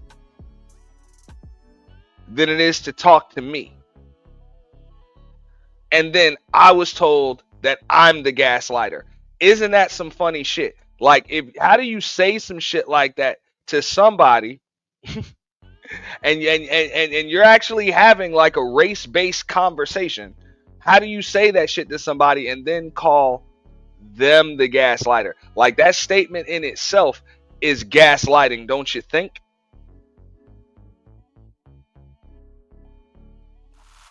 Mm.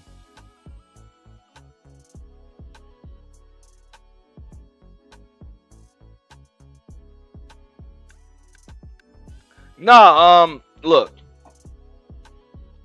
I would say this though. I don't actually believe that she was being dishonest when she said that shit. I do believe it's a lot easier for her and a lot of other, people in these spaces, not just, what I'm saying, women and shit. That's what those were her words, Dub, not mine. She used the term racist. She used the term racist.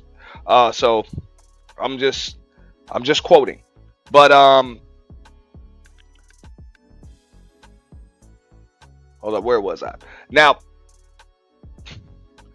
like I say, I don't believe she was being dishonest. I believe she was being 100% completely honest. It is easier for her to speak to somebody like Imperious or one of these damn nationalists or ultra conservatives or trolling racists than it is to talk to me, because in her case and a lot of other people's cases in these spaces, they got a lot more in common with the motherfuckers than they have with me.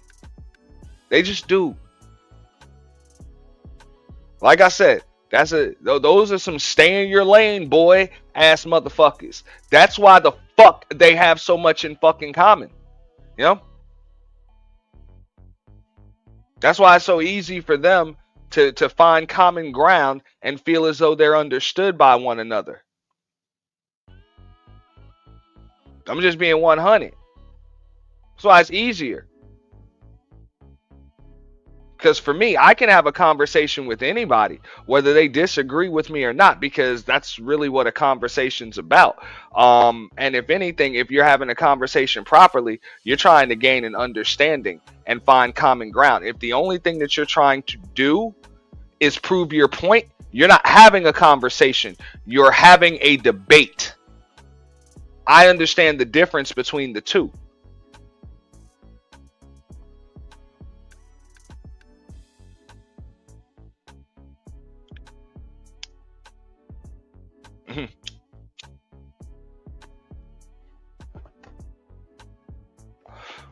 Well, that's the thing.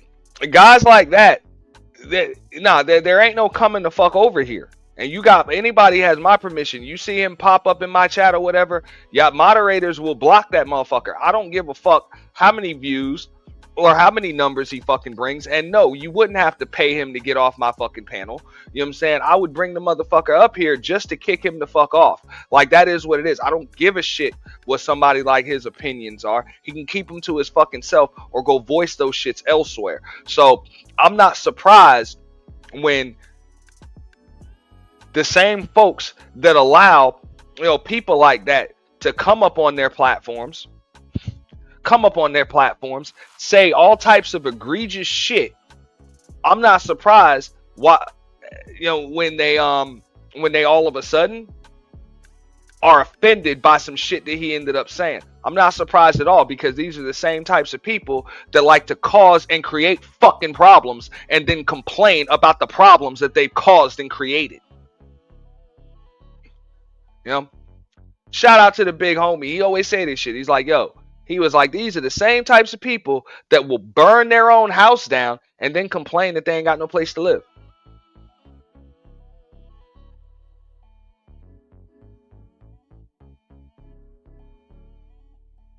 Real shit.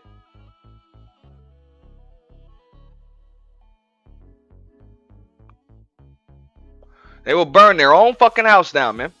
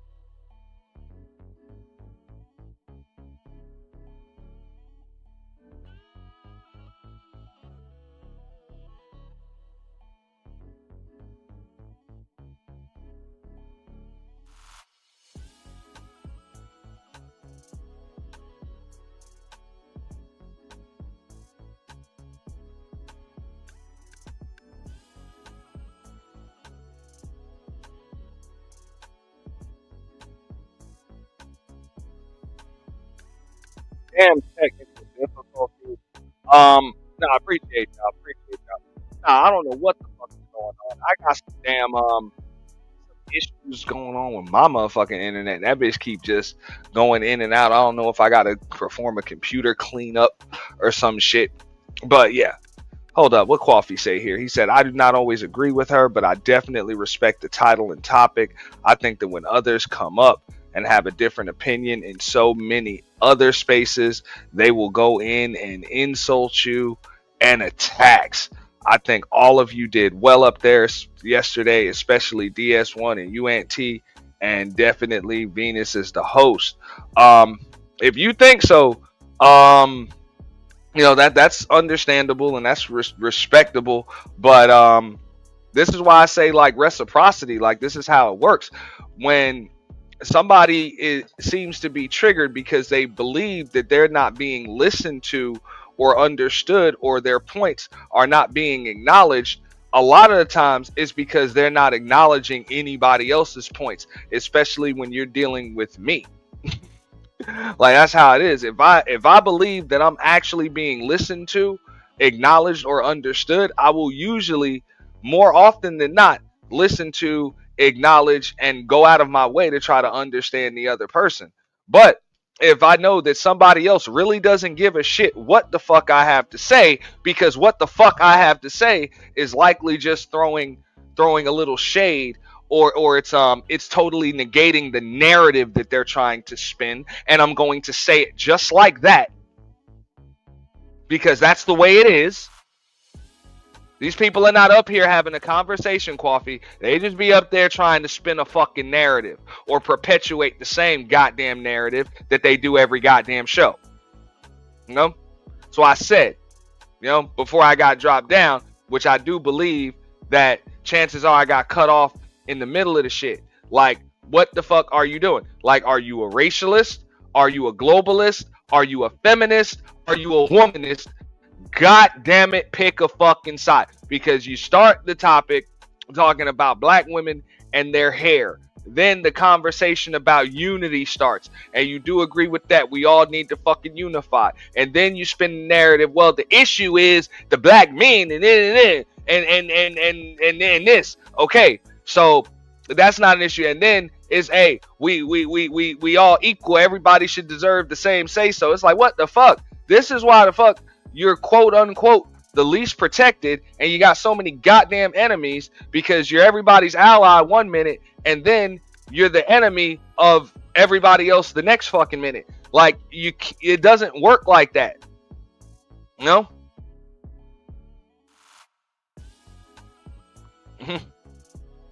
That's all I'm saying. It doesn't work like that. So it's like, how the hell would it sound if I'm going to come here and tell you that I am for the betterment of black people, but then not even 2, 3, 4 minutes later, here I am telling you everything that's wrong with black women. And that's it.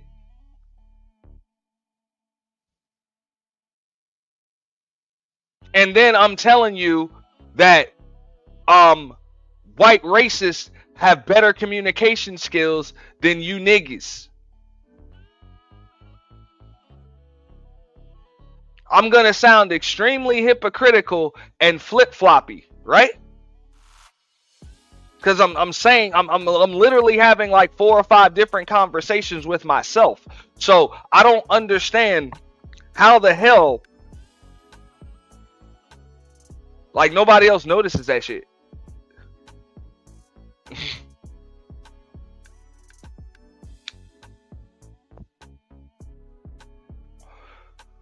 And that's one of the reasons why I don't get into those conversations, Coffee, right? Because when a white nationalist covered a Christian title, topic, you notice, you can count on one hand in the last 5 years, and you would still probably have about 2 or 3 fingers left. How many times I've engaged in religious debates with people. I don't bother because I know most of these people don't know what the fuck they're talking about. And a lot of things regarding religious perspective is really just that, perspective and interpretation. You know, so I respect other people's opinions and their stances enough to just allow them to have it. I'm not your pastor. I'm not your reverend. I'm not, you know, I'm not your priest. I'm not your rabbi. That's not me.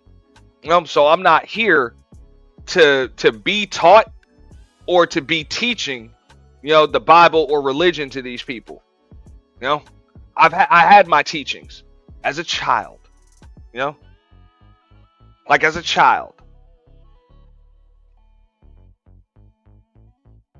So I see things as what the hell they are. And one of the things that I know for the most part is to beware of false prophets. So to allow these people on here to teach me really anything when it comes to religion, you know, the Bible, the Quran, or any of that would be totally counterproductive to any of my teachings, you know, growing up. I was taught not to take my cues from these randoms anyway. They don't know what the fuck they're talking about. And it leads you astray. For real. What would Claude Anderson have called that? Intellectual masturbation. That's what the fuck that shit is. So I don't really like engaging in that. You know, one of the reasons why I came up was just because it's like I heard the statement of I guess a lot of, you know, folks have been, and I've heard this before. I even saw it. What was that Jaden Smith movie, the Karate Kid and everything, where all of the Asians want to touch his mom's hair and all and his hair and all of that, and people saying, yeah, man, people be wanting to touch our hair and shit, and they come up to us in the workplace. I'm like, well, you say that's a lack of respect for your boundaries, and you got to establish boundaries if you want people to respect them. Like, that's what it is. But rule number one about establishing boundaries is you got to establish damn boundaries. And the first thing you got to do is not allow these motherfuckers up in your personal space. So how the hell can you allow these folks in your personal space and allow them to do what they want, say egregious shit to you and the people around you, and then have a problem with the shit they saying? More counterproductive shit.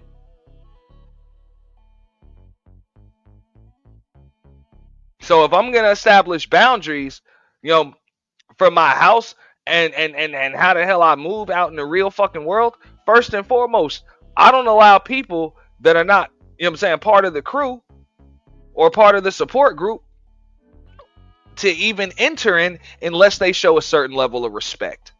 That is what it is. You're going to show a certain level of respect or you can get the fuck out. I don't give a fuck what your opinion is. You can be 100% right if I break it down and analyze it later. But right now, because of the way that you presented it and the way in which you came up in here with your bullshit, nah, you get the fuck out. And a lot of times that shit will just be because of who you are. I get it. A broken clock is right twice a day, but just because a broken clock is right twice a day doesn't mean I'm about to hang broken clocks in my house.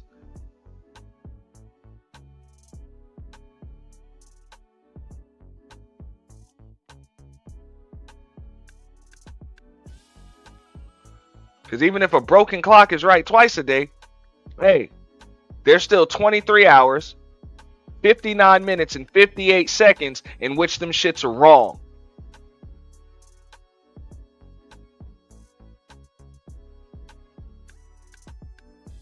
So, Coffee, you know, we done had this conversation a long time. Like, you know, I get it. Everybody wants to grow. Everybody wants to open up the conversation and all of that stuff. But that's one of the things. I don't do that shit, man. I don't troll about, you know what I'm saying, race topics and all of that stuff. That's why you don't see me going over to John Galt and damn Chaotic Truth and all of them. I don't, nah, fuck that, man. They playing around with sensitive, not just sensitive, but also just important topics. Like they playing around with shit for views and clicks, man. Fuck them motherfuckers, man. And I'll tell them that. And you ain't gonna see me up in the coon sector doing the fuck out of here, engaging in conversation. That was fun. No, that shit is not fun. That shit is not fun. That shit is not funny. You know, it's disrespectful. You know.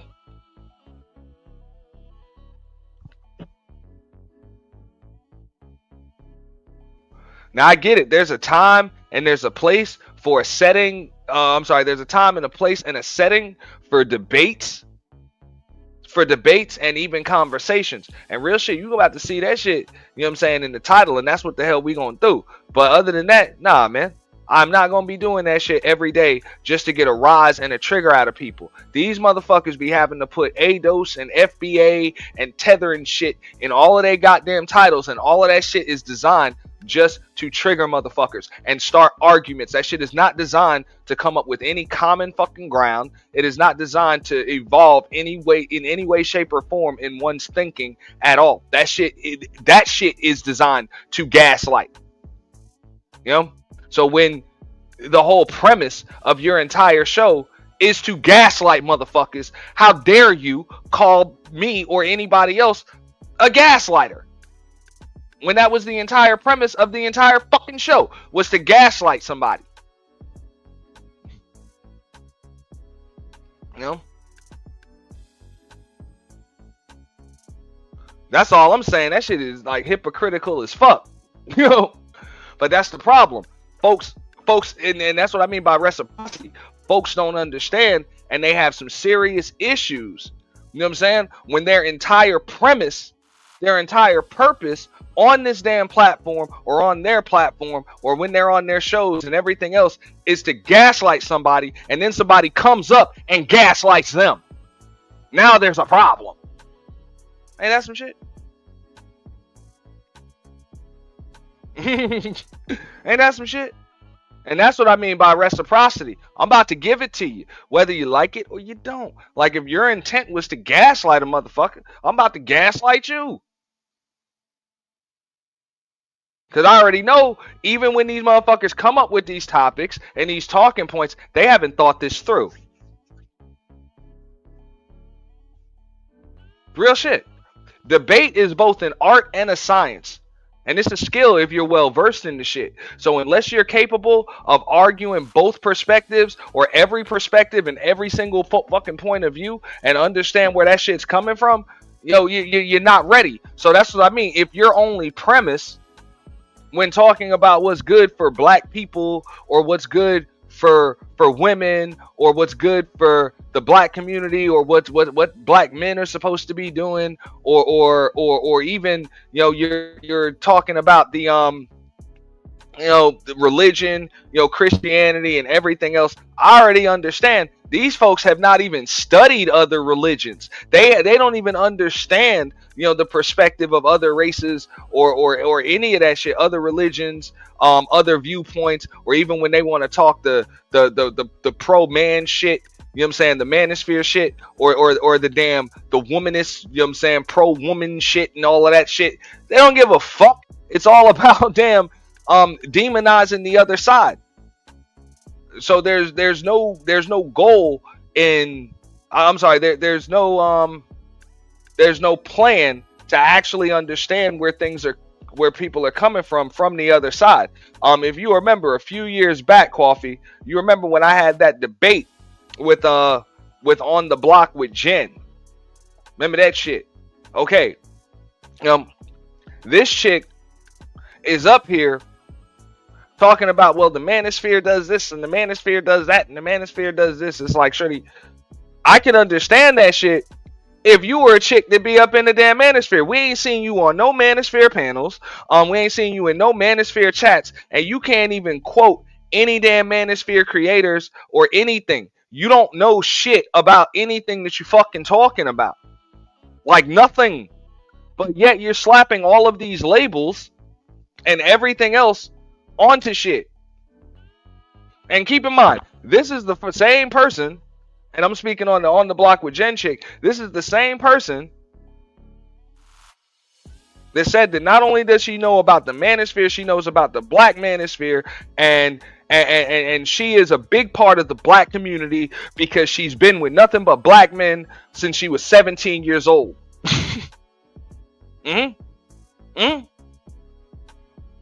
So she said that more than qualifies her to speak on the black community. I'm like, bitch, just because you done had some black in you, like literally, does not qualify you to speak on an entire demographic of people, men or women. Bitch, you're lying.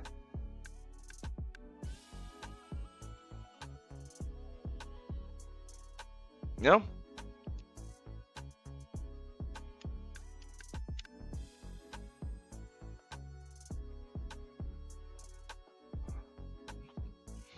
You know? So that's another thing too. I'm like, okay, so we're gonna talk about, you know what I'm saying, being pro-black and all of that shit, but yet you have a problem with how children are being indoctrinated. Oh, they're taking black history out of schools. Yeah. As far as I'm concerned, the glass is half full, because I agree. You're 100% correct. Hey, they are taking black history out of schools, but I don't think the glass is just being emptied. I think the glass is still half full, because the way black history is taught in schools is fucked up.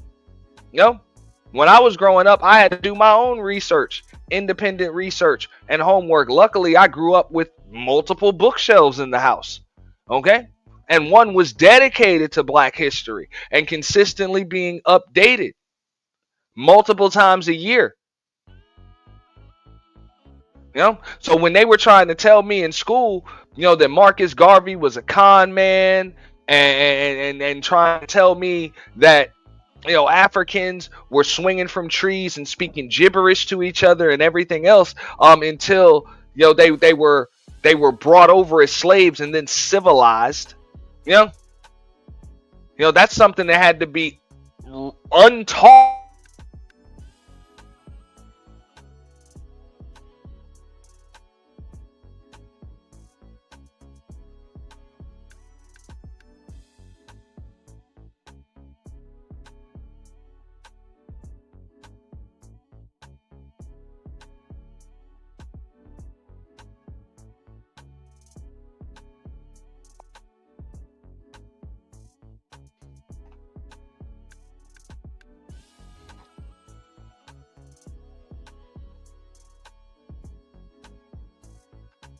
Yeah. So I had to close some tabs. He said, I care because I've been waiting for a long time. I don't know what you were talking about. You said I'm waiting? What are you waiting for? TMKC? But nah, like, those are knots that had to be untied, because if you allow other demographics and a damn system to teach your children, chances are they're going to teach your children some random shit. Some random shit that's likely untrue, or the shit skewed.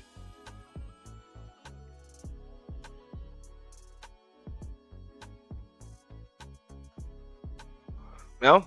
I can remember when I was in second grade, you know, the second grade teacher that I had, you know, of course, you know, she was from the small hat community. So you think we did anything regarding Christmas? You know, that time of year? Nah. You know what I'm saying? She's teaching us about menorahs and dreidels, you know, and all of that other stuff. And if I didn't know better, that's something that luckily I had the family that I had, because I'm coming home thinking we gonna light a menorah.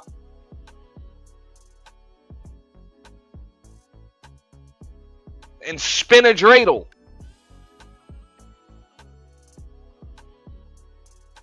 And I'm gonna get a yarmulke.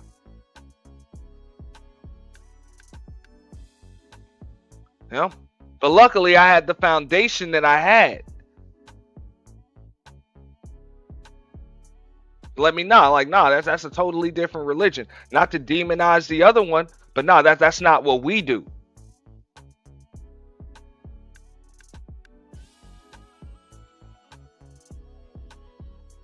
You know? So that's pretty much the way it's gonna be. If you allow a system to indoctrinate your children, then I mean, you kind of get what the fuck you get. So, you know, it really depends on the foundation that you have with your children. So when you see all of these colorist mindsets, the brown paper bag and all of that other stuff, I mean, you can blame society if you want to, but at the same time, just understand that shit starts in a household. When people are using terms like good hair and all of that other stuff, nah, man, people's hair is people's hair. It has to do with genetics, and it has to do with the region of the world in which your lineage hails from. That's the reason why you have a certain either complexion, or you have a certain texture of hair and things like that. So there's no such thing as good hair. I wasn't ever taught that my dark skin was a bad thing. I was always taught in the house that nothing wrong with dark skin, because we got light skinned folks in the family, we got dark skinned folks in the family, we got everybody, and nobody's skin complexion is any better or worse than anybody else's.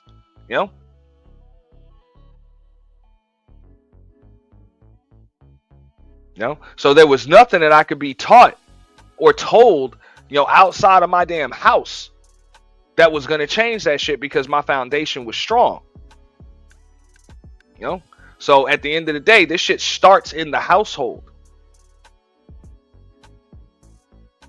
But I'm not disagreeing. Absolutely, people have low self-esteem and all types of other things, because of just issues. People gonna have that shit, man. Just because of issues and things that they're told in society and everything else. But like I said, that doesn't just speak to the issues in society. It speaks to the issues and the lack of addressing those shits in your own household.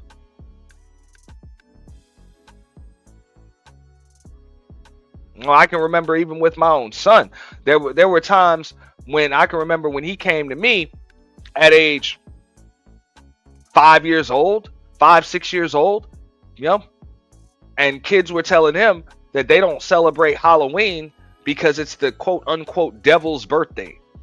I'm like, well, I mean, if they don't celebrate Halloween, that's something that they do in their households. But we had to spend an entire weekend both at the library and finding documentaries on the internet so that I could explain to him the purpose of Halloween or All Hallows Eve. And it had nothing to do with it being the quote unquote devil's birthday or anything like that.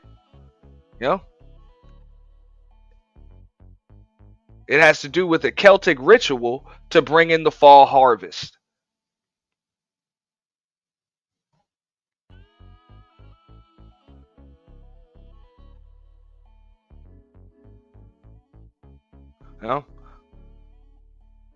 But the problem is, a lot of these kids have parents that don't know what the fuck's going on, or they were indoctrinated into that culture and they weren't taught to actually research or use their independent thought and draw real conclusions, so they don't learn shit. That's what I mean. That's where it's not about your color. That shit is about your culture. And everybody can try to be on that same accord, because we're all black. But keep in mind, even though a lot of us share skin complexions and skin tones, we really don't share much of a culture. A lot of us don't.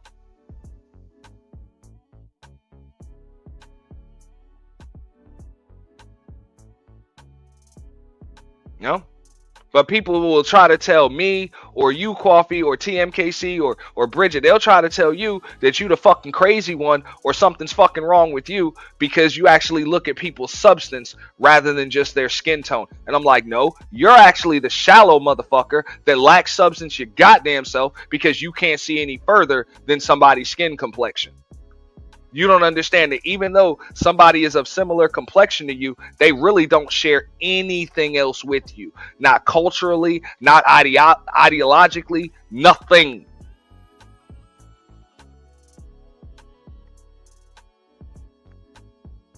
Likely because they was just raised differently. So that'll explain why you can't get on one fucking accord.